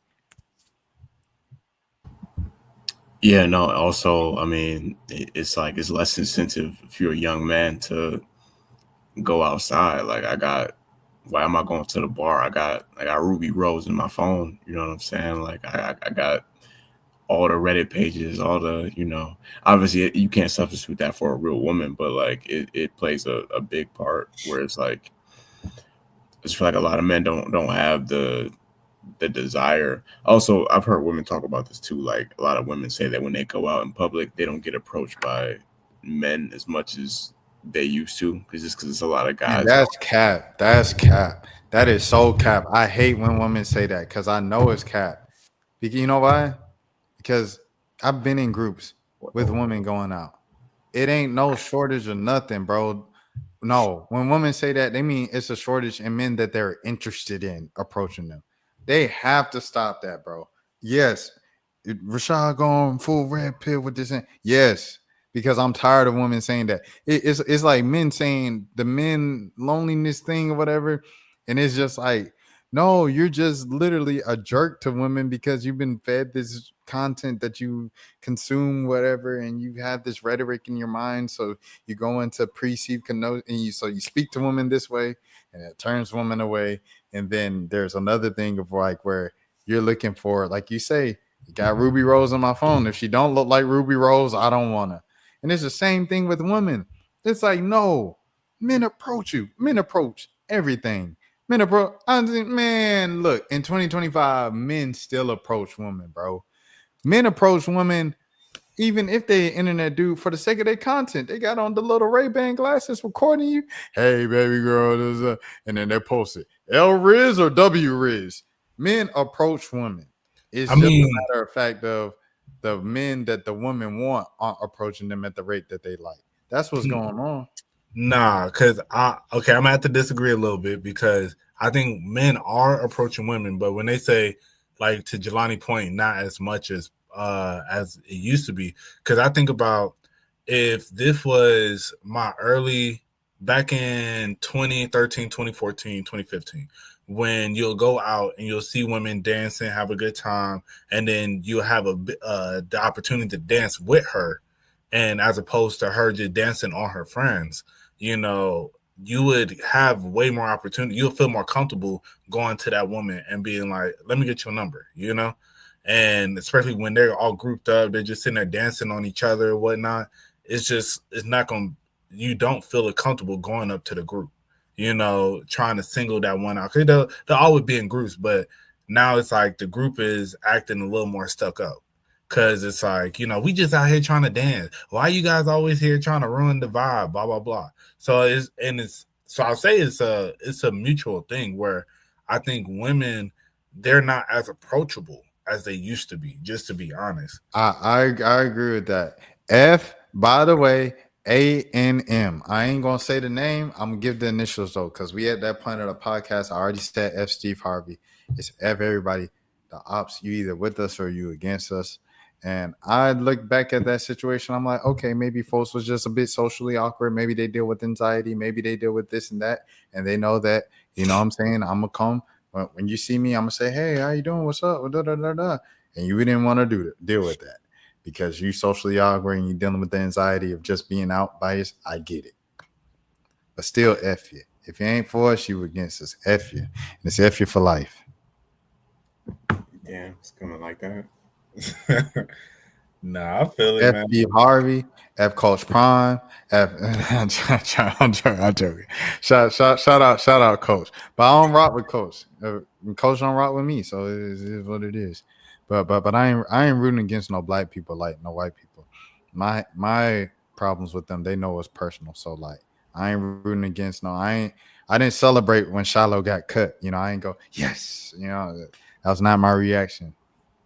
Hey, but Rashad, you know, you're a God-fearing man, and the Bible teaches us, Jesus specifically taught us that, you know, you should have the same love for your enemies as your neighbors. Because what makes you any better if you only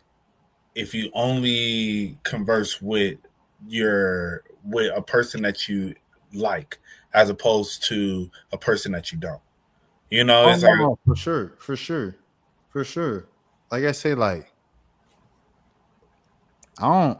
It's a difference, and I felt like where I learned this was Angel Reese and Caitlin Clark, because I didn't really like Angel Reese too much at LSU, but like when that race stuff came into play, I was like, oh no, we not doing that, and it was like.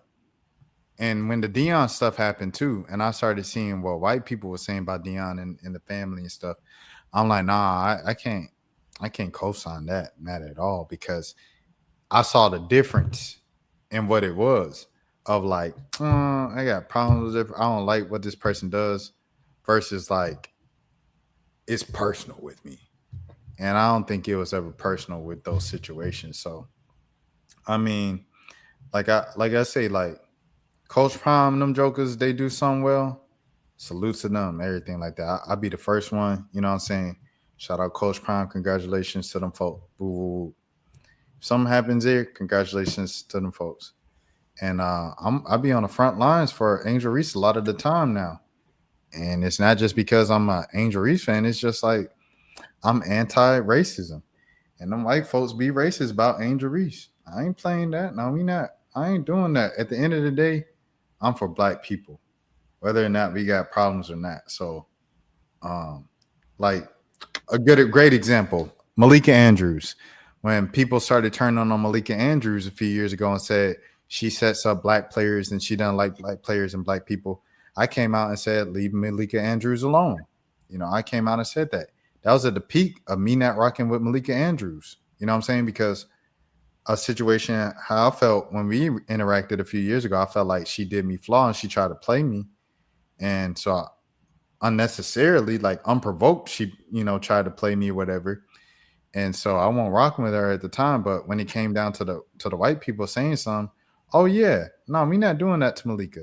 So it's the same thing, you know, with Homegirl, you know what I'm saying? Like if it came down to it, white folks talking about her, or you know, creeps talking about her as well, because that's the thing too. I told her when we was talking, when we were on quote unquote good terms, when she had a creep, I said F him. And then, you know, I was like, we not rocking with that, we rocking with you. She said, I appreciate that so much, and she was laughing or whatever. But it remains that, and there'll always be that with hate and creeps and stuff like that, with real hate, real creeps. But on the petty levels, yeah. Nah, it's you the ops for sure. You the ops for sure. So isn't, you know what I'm saying? Like it's like within our own community, you the ops. But to the outside world, at the end of the day, we all black. We all on the same team. I'm rooting for everybody black. But you know, but that also goes into, you know, not only like having love for only black people. You know, you got to have love for everybody, man. Oh yeah, nah. That's true. I'm joking. I mean, shout out to the white folks, but like I'm for blacks. Yeah, for sure. I'm for blacks first. Yeah, no, I feel that, bro. I'm definitely for black first. It's just one of those things that, like, as I I've been doing a lot more Bible studies, and like I do a Bible study 3 times a week now. And it's just like getting into the word more. It's just you really in really understanding the word, and it talks about that, and that's something that I personally been having to work on. Where I'm like, I don't want to feel any ill will towards anybody, because it's like that's the stuff that separates a godly person, a person who's going to enter the kingdom of heaven, and so Yeah, I've been dropped that when Kobe died. When Kobe died, I dropped that expeditiously. So everything else since then, it ain't no real hate to anybody for real. I Yeah. used to hate people, but I don't hate nobody for real no more. Yeah, no, that's good, man. I just want to, hey, as a God fearing man, I gotta hold my brothers to to the standard that Jesus wants us to live by. No, 100%. I remember it was Candace Parker when she was going back and forth with Angel Reese. When Angel Reese was, throwing shade at her, I'm like, if I'm Angel Reese, I'm going with, what I'm saying, with respect, bro. Like, regardless of what they say, like, you just keep doing your thing. If you acknowledge this person, honored them before, still keep it like that. You know what I'm saying? It shouldn't switch up too much. Just because they speaking down on you, you shouldn't treat them any differently just because of how they treating you. And people in the comments was like, take your own advice. She should They don't even. I'm like, that's how I move, bro. That's how I move, bro. Like, you know what I'm saying? I think a great example was being like, I'm not gonna be like, Deion is not a top 3 cornerback. You know how Isaiah Thomas be like, Michael Jordan ain't a top 3 player of all time. He more like number 5 or something like that. Yeah. Isaiah Thomas just be saying stuff like that. Like, I don't feel that way about nobody to the point where it's going, you know what I'm saying? Something obvious like that, I'm going to just say something because I hate you. It's personal. I don't feel that way about nobody for sure. And that's definitely the way I carry myself. I think the thing that I'm dealing with now is anger. You know what I'm saying? Because another Bible study on YouTube that I joined last week, and I'll be going again this week. I think her channel is called like The Secret Place or whatever. But yeah, she it was anger. She was like, okay, you might have lust down, right? Like, you ain't, whooped in, you ain't messing with nobody, and you ain't beating your meter.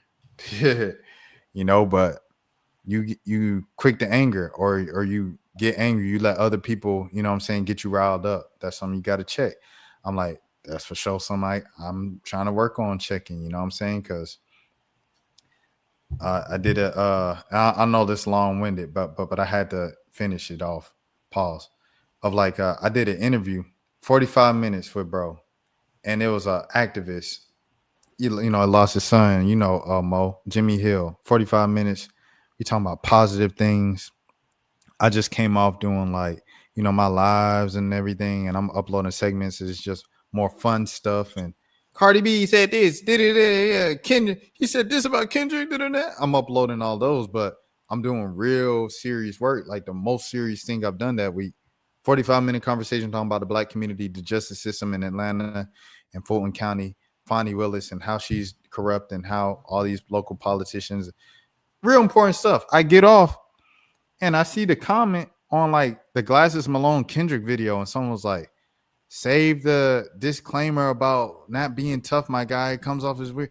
I'm like, who is you talking? You don't even know what you're talking. And I was riled up for 20 minutes after that. Because it's like, I'm putting in all this work. I'm doing positive things, stuff that no other Black person is doing, you know what I'm saying, in the space that's reporting on the stuff I'm reporting on. And this is what you want to talk to me about. This is what you want to comment on and hate on.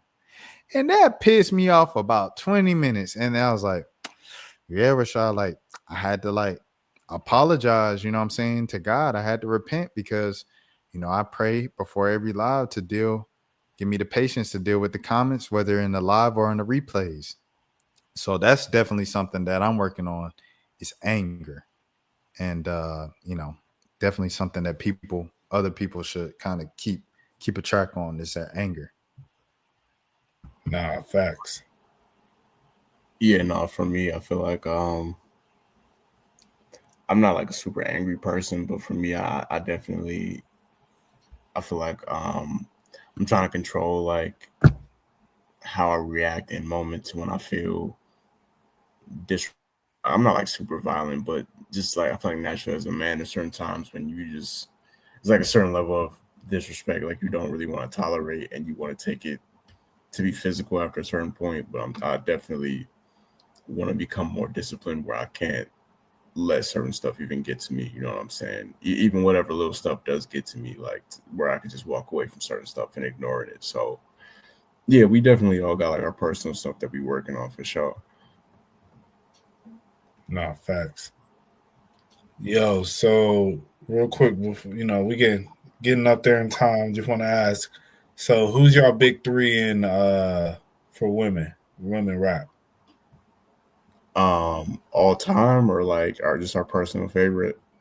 I guess the big three currently, because have y'all seen the discussion talking about pretty much? Do you think Glorilla is in the big three or is it Meg? Glorilla been for me. I mean, Meg might be a bigger star, but like I feel like Glorilla made more hits in the last few years than Meg has. Like, Meg, I don't know it ain't all about hits, but like I don't know. I feel like Glorilla's probably made better music in the last few years than Meg has to me. Yeah, nah, I agree, and I think I personally it's interesting because I don't know if it's a recency bias, but I just feel like Glorilla's music. I have enjoyed her music overall more than I have ever really enjoyed Meg. I think Meg has had some good songs. No, like don't get me wrong, like she has hits, but it's just with Glorilla, it just feels like I don't know, like she has more. Like Yeah. but as I said, like I can't really go back to think of all the songs, and it's been so long since Meg's real peak. But I think that's a weird thing though. I think because of the Tory Lanez case, that has put her in a echelon where I think she gets a lot of support that's beyond music now, where Glorilla is, still just mainly the support of the music. It's like we enjoy her music. So, but Meg don't really like. I think it just goes beyond that for Meg now, and that's why a lot of people, they say that Meg is in that top three. But I just feel like if we're just being honest, I'm like her run. I feel really ended like 2020, 2021. And then she's still made good songs since then. But I don't think there's a lot of artists that we would give that same credence to. Because it'd be different if she was just like banger after banger after banger since then still.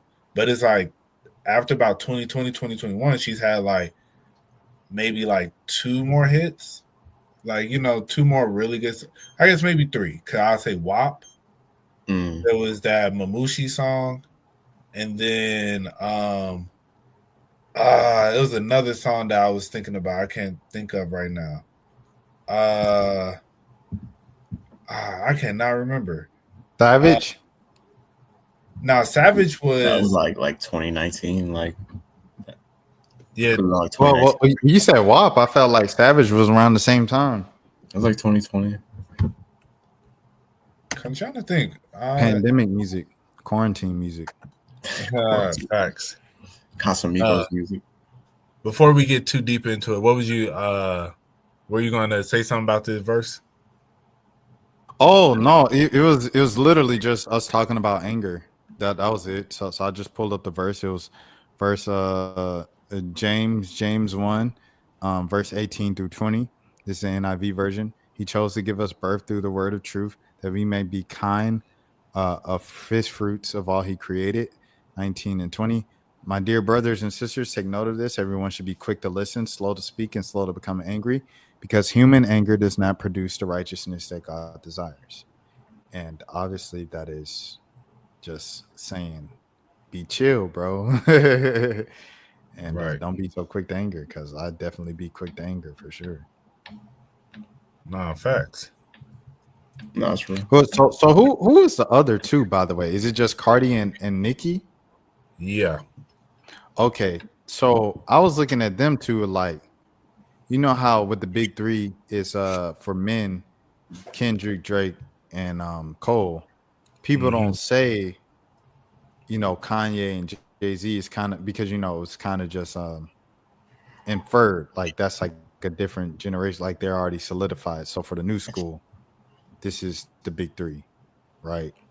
Right. That's how I look at it. So Yeah, so my if bad, we bro. doing, no, I'm saying, so if we doing that with women, I feel like it's got to be a completely just a whole just new big three. This is not my big three, by the way. It's just a picture of three women rappers from the new school. I would say, if we're doing that based off of those rules and regulations of Kendrick, Cole, Drake, I would say, even though Cardi is like relatively new compared to Nicki, Glow, Sexy Red,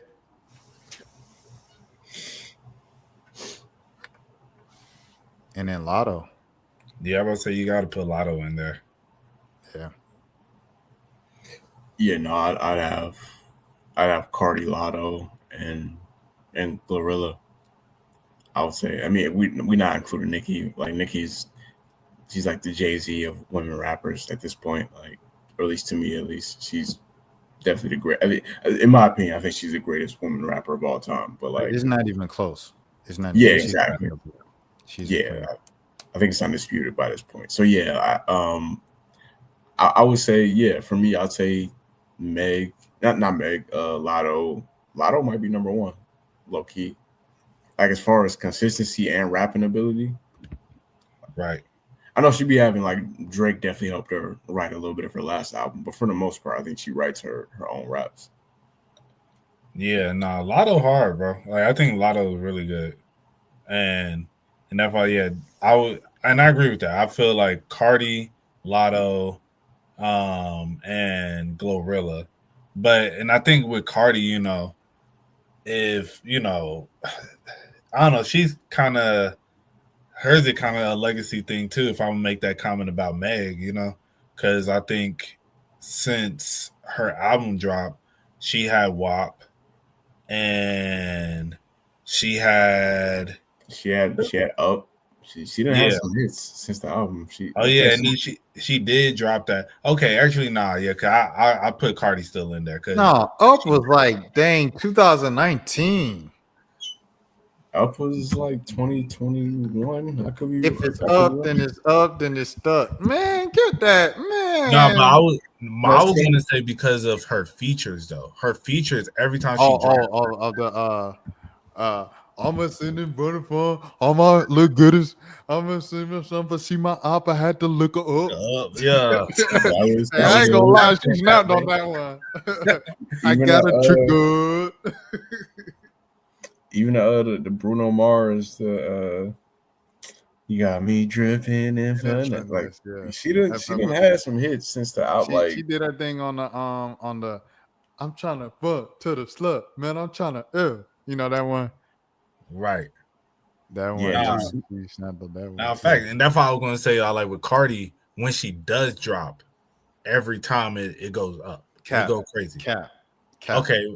What other than the second song that she dropped with Meg? Yeah, I was about to say bongos first. Yeah, flop. The last joint she dropped, which the Imaginary Players. I mean, yeah, it's been quiet. Cardi's tried to roll out this album like 3 times before, and every single time it flopped. Yeah, it's still gonna do some good numbers, but you're right. The rollout hasn't been the smoothest rollout at all. But they said because some of the stuff got leaked, that's why she's having to drop some of this stuff. Like, but the leaks ain't pop. With Playboy Cardi, when his stuff leaked, a couple of them leaks gonna be hits. Facts. But I think but I feel with her, like with some of with her, some of the stuff that when it leaks, it throws off what she had planned. Like maybe she wanted to put a whole strategy behind some of these songs that might have went a little bit better, like the outside song that she got, like I heard that was a leak, and then it was just like, since it leaked, I guess you're going to drop it now, as opposed to, all right, we wanted to shoot a video with this and X, Y, and Z. So I think that's some of her issue. But yeah, I think the rollout for this album hasn't been the best, as you said. But I don't know. I think and I guess right now, technically Sexy would be, I don't know. I feel like she ain't, none of the stuff that she's been dropping recently. She's starting to cool off. Lotto low key is like her last undeniable is Brokey. Nah, Big Mama. That was like last year. Same album. That wasn't that long ago. That was like last year. What you gonna do for my birthday? That wasn't on Big that Mama. album. That same album. I don't think Big Mama's on that album. Big Mama. That's why it's such a good album. She got some hits on that joint. Well, yeah, I mean, shoot, well, yeah, that was just last year though. But what was the other one that I really need somebody? Oh yeah, that one.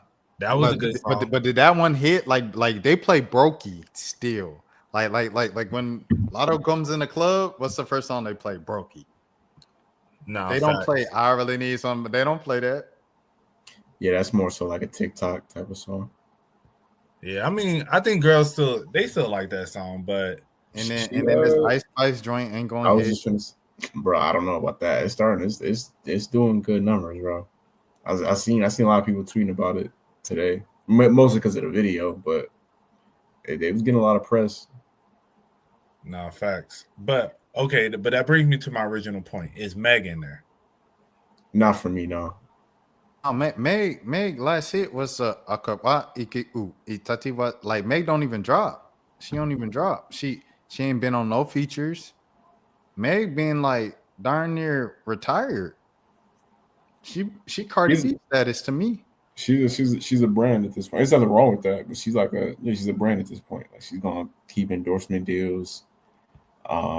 She'll, even if her album don't do crazy sales, she'll at least have one or two songs that like do relatively well, or she'll have a feature every now and then. Like, but she is mostly a brand at this point. No, facts.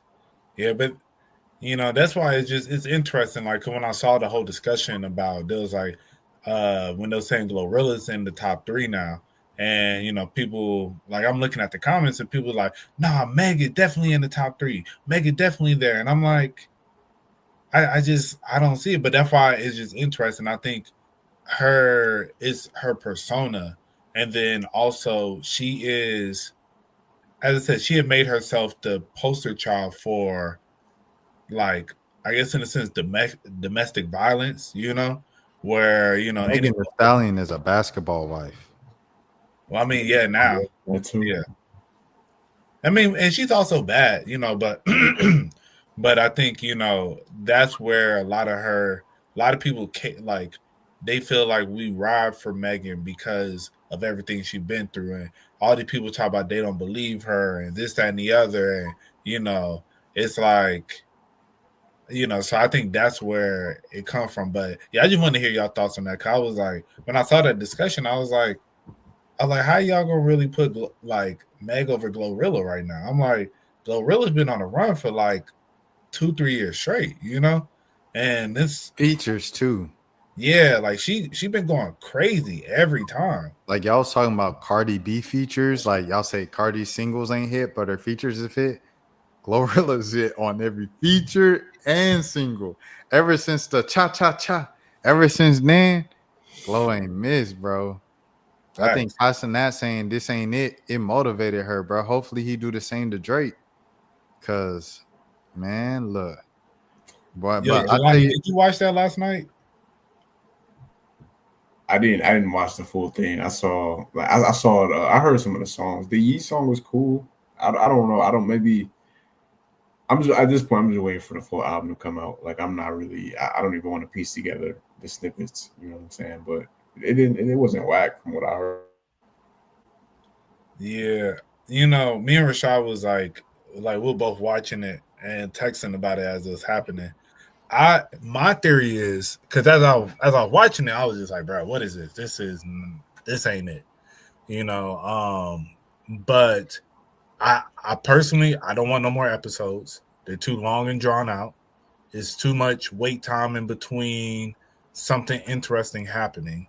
So it's just give us the album at this point. You know, you're doing this whole, you know, supposed to be so poetic with the Pinocchio and all the stuff. You got the writing legacy and dumping the ice on the legacy, and then they all cornered him, and you know, it was just like what, bruh? Like I feel you, I guess. Like it's like you could kind of get what he's inferring, but at the same time, I don't really care because you took 20 minutes in between scenes to get to this, you know. So, but my theory is, I think a lot of the songs that he played last night, you know, they sound like not finished, but I think he's playing like, especially what made me really come to that conclusion of I think he's playing the original like thoughts of these songs, but then on the album it's gonna be like finished versions that are gonna be like different, you know, kind of showing the creative process in a sense. I think that's what he's kind of trying to do. Possibly, I don't know. But when he had one scene where he had a girl looking at a video of him, pretty much you could tell he was like sitting there rapping a song, but I feel you could tell it was like not the complete version of the song. And then that's when I was like, okay, I think with some of these, he's just trying to maybe get a gauge on what people thinking. But then I'm like, he got to know that these ain't sounding all that, you know? So I think it's just these are the original versions of some of these songs. And then once the album drop, he gonna put it all together and it's gonna actually be, you know, the songs are gonna be better. That's what I'm hoping. Cause if like even with the song that had the 3 different switches, like, you know, the for real, like first off, I hope he doesn't put that on the album. I'm gonna be real. I just don't want to hear that. But I think maybe those are 3 different songs and he just kind of previewed it like that. Because there's no way he goes from that first part and ends up at that third part. There's no way. It's like, bro, I don't know. If you doing that, you're gonna. I don't even know. Like, cause I'm like, bro, that's just gonna be a bad look. Like, I want, you know, of course, I'm a fan. I want my boy to you know succeed out here, but you know, but the thing I do think about is I'm like, this is the same person that just gave us some sexy songs for you, and I'm like, that was a good project, you know, and with good verses, it was good music on that. That was really a Drake album with some Party Next Door features. That's what it really felt like, and so I'm like, this same person just gave us good quality music earlier this year. I don't see how it could go so left so quick, you know? So I don't know. We gonna see. Yeah, this is definitely his. I would say it's probably his most important album since, like, probably since Scorpion for real. As far as like the anticipation. So, I mean, for me, it's just I don't want to hear like the same things that he's done before. I also don't want to hear. Um, I don't want to hear him trying to pander to 20-year-olds. You know what I'm saying? Like, I just stylistically, like like I said, the Yeet song is cool, but I don't need to hear like 38-year-old Drake, you know, trying to make music for the younger people. Like, I hope that he can still make something with some bounce to it that's like upbeat and that's, you know, they play in the clubs or whatever. But it's just I want him to do it in his own way. And like it's you know that's creative to and in a way that fits Drake. I don't want to hear him trying to sound like whatever the young trends that's going on. You know. Rapping over the Jim Legacy beats, rapping over the UK underground jerk beats, the Black Boy Max beats. I think for me, man, I wanted to say on a side note with the Earl album grew on me, bro, and I knew it would. Like I said, like because that's just what his music does to me. it's just like it's a thing that I just got to sit with, and then I just end up loving it. And I was saying this earlier. I was like, I feel like the Chance album, it was great music and stuff, but it's like, I think it's because it feels like a commitment when you have to sit and listen to it. Where the Earl album is, I could put it on while I'm cleaning something or doing something around the house or walking somewhere because it's only 20 minutes. It's only, 20, 30 minutes. I feel like I could listen to that and don't tap the glass while I'm getting ready, as opposed to like the Chance album. I know it's going to have to take a full hour sit down to like sit through it. And it's ironic because I just had a random Chance song from Acid Rap come to mind. That's Love interlude come to mind earlier tonight, and I played it. And some other stuff like Acid Rain popped up after that, and I'm jamming. I'm like, man, but it's like it's crazy the feeling that Acid Rap gives me, and I don't know if he'll ever match that again. Even though these are good raps and quality music on this project, and I just don't know what it is, and I think it might just be that. It's like, am I still in the mood for 50-minute to hour-long albums? I don't know. Because even Chromacopia was only like 40 minutes. No, facts. I could still bump a full album if it's fire, but it's definitely harder to. It got to be something I'm really looking forward to a lot of times for me to sit through a full like hour-long body of work at this point. Yeah, no, it is tough these days to, unless, like you said, it's something that you really looking forward to. Right. Oh, go ahead, Mo. I was going to say, yeah, a lot of now I feel like you got to kind of get in and get out, just give make it nice, concise, and good music. Because like For All the Dogs was like 32 songs. It felt like I'm not doing that, bro. Yeah, it's like I'll listen the first listen. Like the first listen, of course, I'll give it a full listen through, everything like that.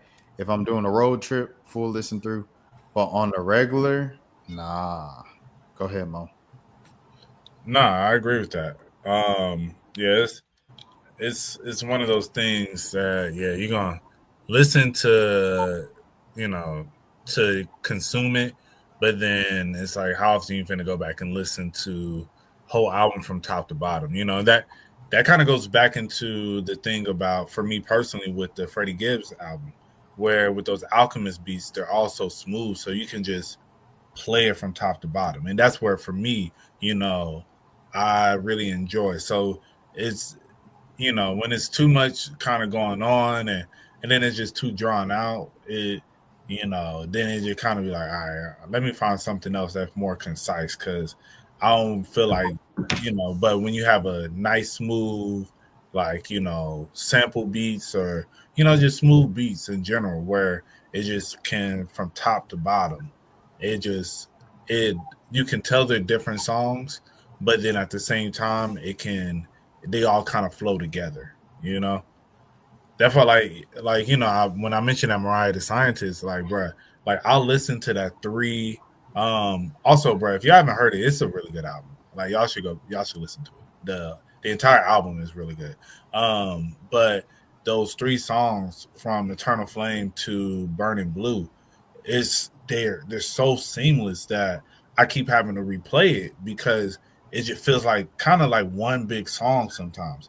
And then next thing you know, I'm like, oh, I'm at the end of it. Like, I want to hear it again.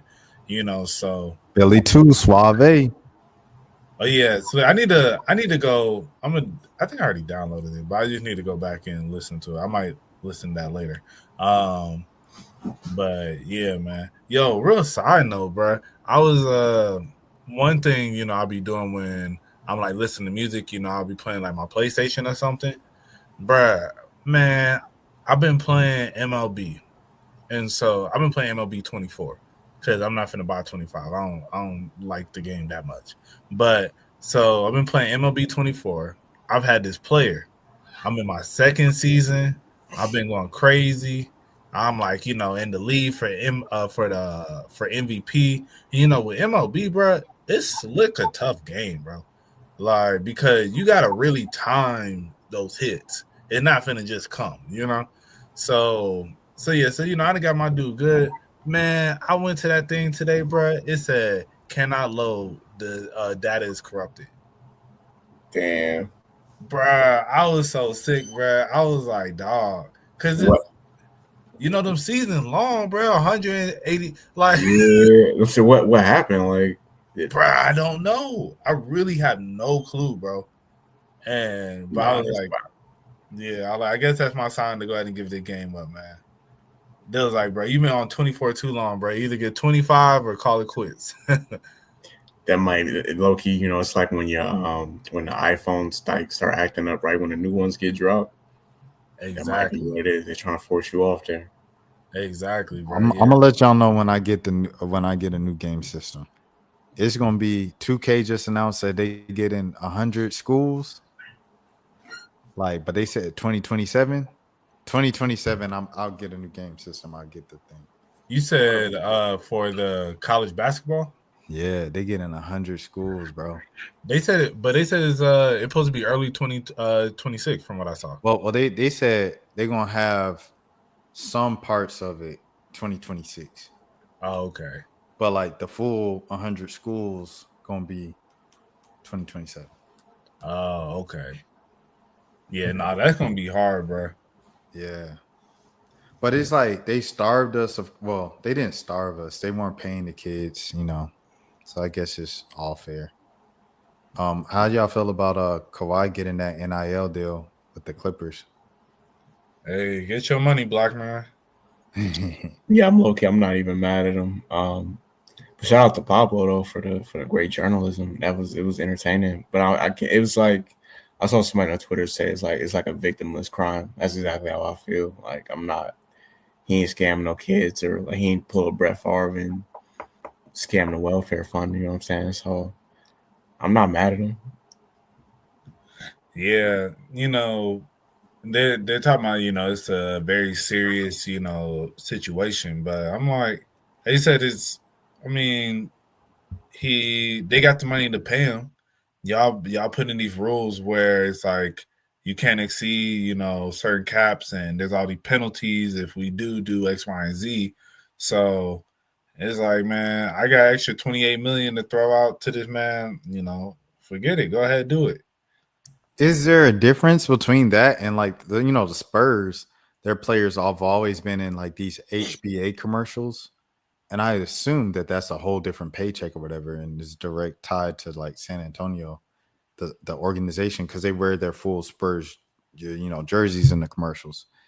Is there any difference between that? Like, I guarantee. Like, is there any difference when people are like sign with the Lakers? You're gonna get more commercials, right? It's the same thing. I don't know. I think like it might be.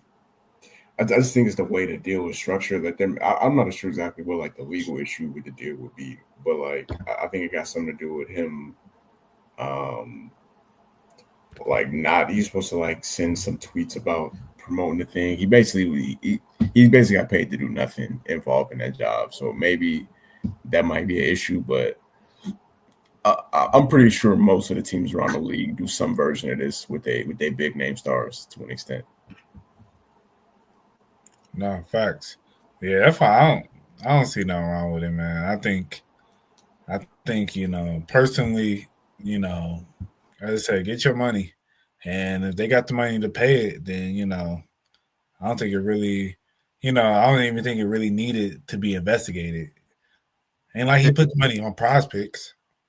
I was about to say it's not like it helped them like get a competitive edge. Yeah, so it's already at this point it's done. Like, but they'll punish them. They're gonna punish the Clippers, but it's just they might. Y'all think they win it this year? No. This is their last chance. This is their last chance. Chris Paul last year, Bradley Beal last year, Ben Simmons done retired. Yeah, this is their last year. Yeah. It's gonna be interesting to watch, but I don't see them winning it by no. But I mean, hey, nobody saw that Raptors team winning it. I think if Kawhi can stay healthy, you never know. You never know what he can do. because he can turn into the best player on darn near planet Earth if when he gets in that mode. So I mean, I don't know. Maybe another 10 mil on the deal would do it for him. He played a lot last year in the regular season. Like, he played in New Orleans like twice, and like when he played, I was like, "Is that Kawhi?" Like, I was like, the Clippers in town. I shouldn't be surprised that Kawhi Leonard's playing, but I was like surprised because I was like, "Oh snap, that's cool." Kawhi Right. Leonard playing. That's what's up. Yeah, it's still kind of crazy that he's over there. It's like watching Zion. I'm like, "Oh snap, Zion playing tonight." Right. For real. Shocker. Man, it's crazy, bro. Talking about punishments, man. In hindsight, bro, did Tiger Woods deserve all that? Probably not, but it was. I mean, one, he was black. That played a part, and he's black with a white wife too.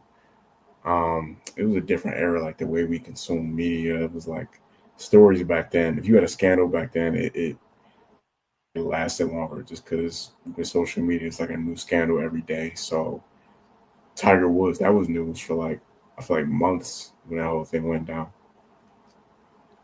It would have went away if he won, but like he sucked after that. So it was like they just kept talking about it. It was like, does Tiger Woods suck because he crashed a car into the tree after cheating on his white wife? Yeah, but I think it was just mentally, he went into a space where it was hard for him to focus, But yeah, I mean, I don't know. I think it's crazy, man. I like looking back on it. I'm like, they really did that man dirty, bro. Because I don't think he didn't deserve all the hate, and like you would have thought he killed his wife.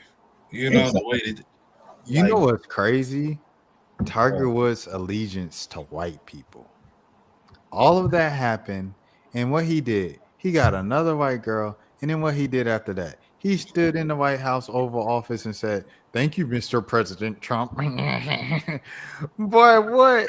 Them crackers done called you all types of Negro and crack 'em coon, all of that. And what you done did, just ran right back to them white folks. Man, rest in peace to Tiger Woods' father. Jeez Louise, bro. Like, I mean, but think about it from his perspective. It's like it might be one of those things where let me go back and let me lean further into this and do right this time because the white people took everything away from me. So let me not get on their bad side no more. So that might be one of his, what he kind of feels about it. Where it's like, let me, I guess somewhat like a Stockholm syndrome. Cause it's like, man, the black people, we watched the scandal. It was like, dang, Tiger, that's crazy, bro. But white people were like, nah, like, we need to take everything away from this man. Like he cheated on his white wife. Like we barely wanted you in the sport as it is. Like we got him, So I think he's like, hey, let me go ahead and stay on this side because, and I mean, shoot, embracing black people at this point, I don't even think it's like we rock with Tiger, but do we really rock with Tiger? 100%. That's another thing I was thinking about.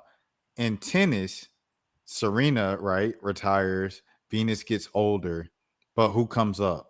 Coco Gauff comes up. Naomi Osaka comes up.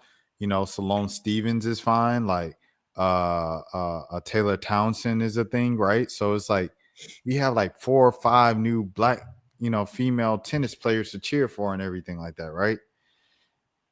In golf, there's no black tennis star. I mean, there's no black golf star. Yeah, it's some Indians that look black. Oh, what did you say, Mom? I said, cause they ain't trying to let no niggas on that field. You know what I mean? So it's like, but black people, every Sunday, if Tiger's in it, what black people do? Oh, yeah. we cheering, man. I don't know if y'all.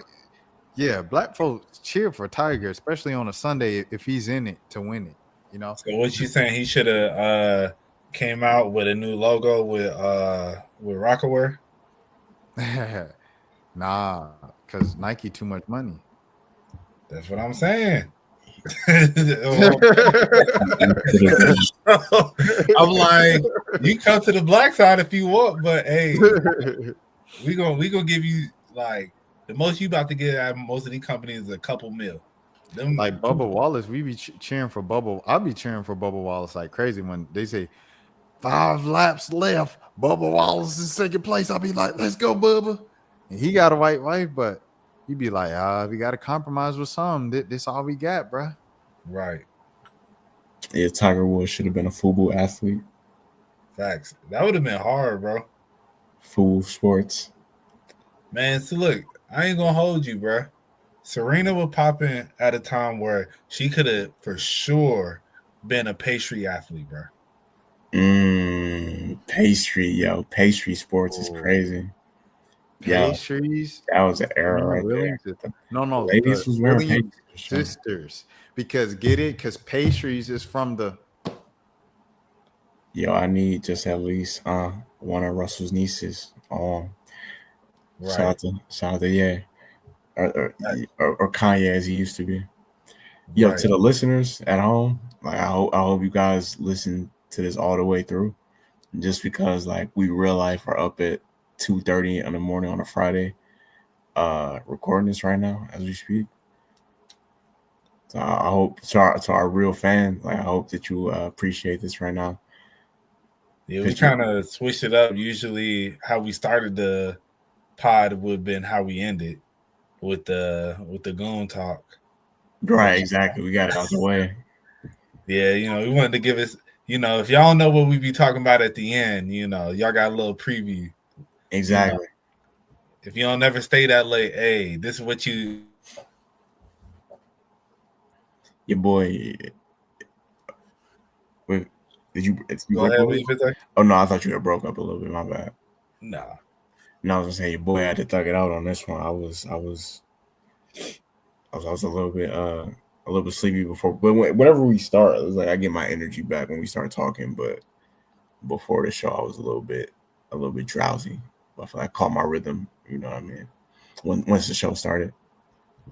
Yeah, we had to do this one tonight because the rest of the weekend was pretty much cooked for me. Like I'm getting off tomorrow at 1 a.m. y'all time, and then 1 a.m. and then the day after that, I'm getting off at like 9 y'all time. So that's not as bad, but yeah. This was kind of the day to get it done. So I appreciate y'all boys, man. It's pretty much it for this week. Fellas, I guess we'll sign off now. Find me on Twitter, _ Jelani, 2 underscores. The TikTok account is still under construction, but we, sooner than later, we'll be back up and running. Bad. Yeah, find me on Instagram on rbmo ___. Find me on TikTok at rubberbandmo, and then find me on X at monos _ I believe. I think it's 2 underscores. It's something like that. Yeah, just put in one. If you don't see me, put in a second. But all right, y'all. Y'all be easy, man. We ain't even let Rashad shout his socials out. Yeah, no, for sure. F Trey Songz for sure, because like that woman, when they say no means no, Trey Songz. No means no. We'll see y'all next week. Peace. All right. Oh, yeah. All right. Chicks on your APs, looking like weeds. Haven't seen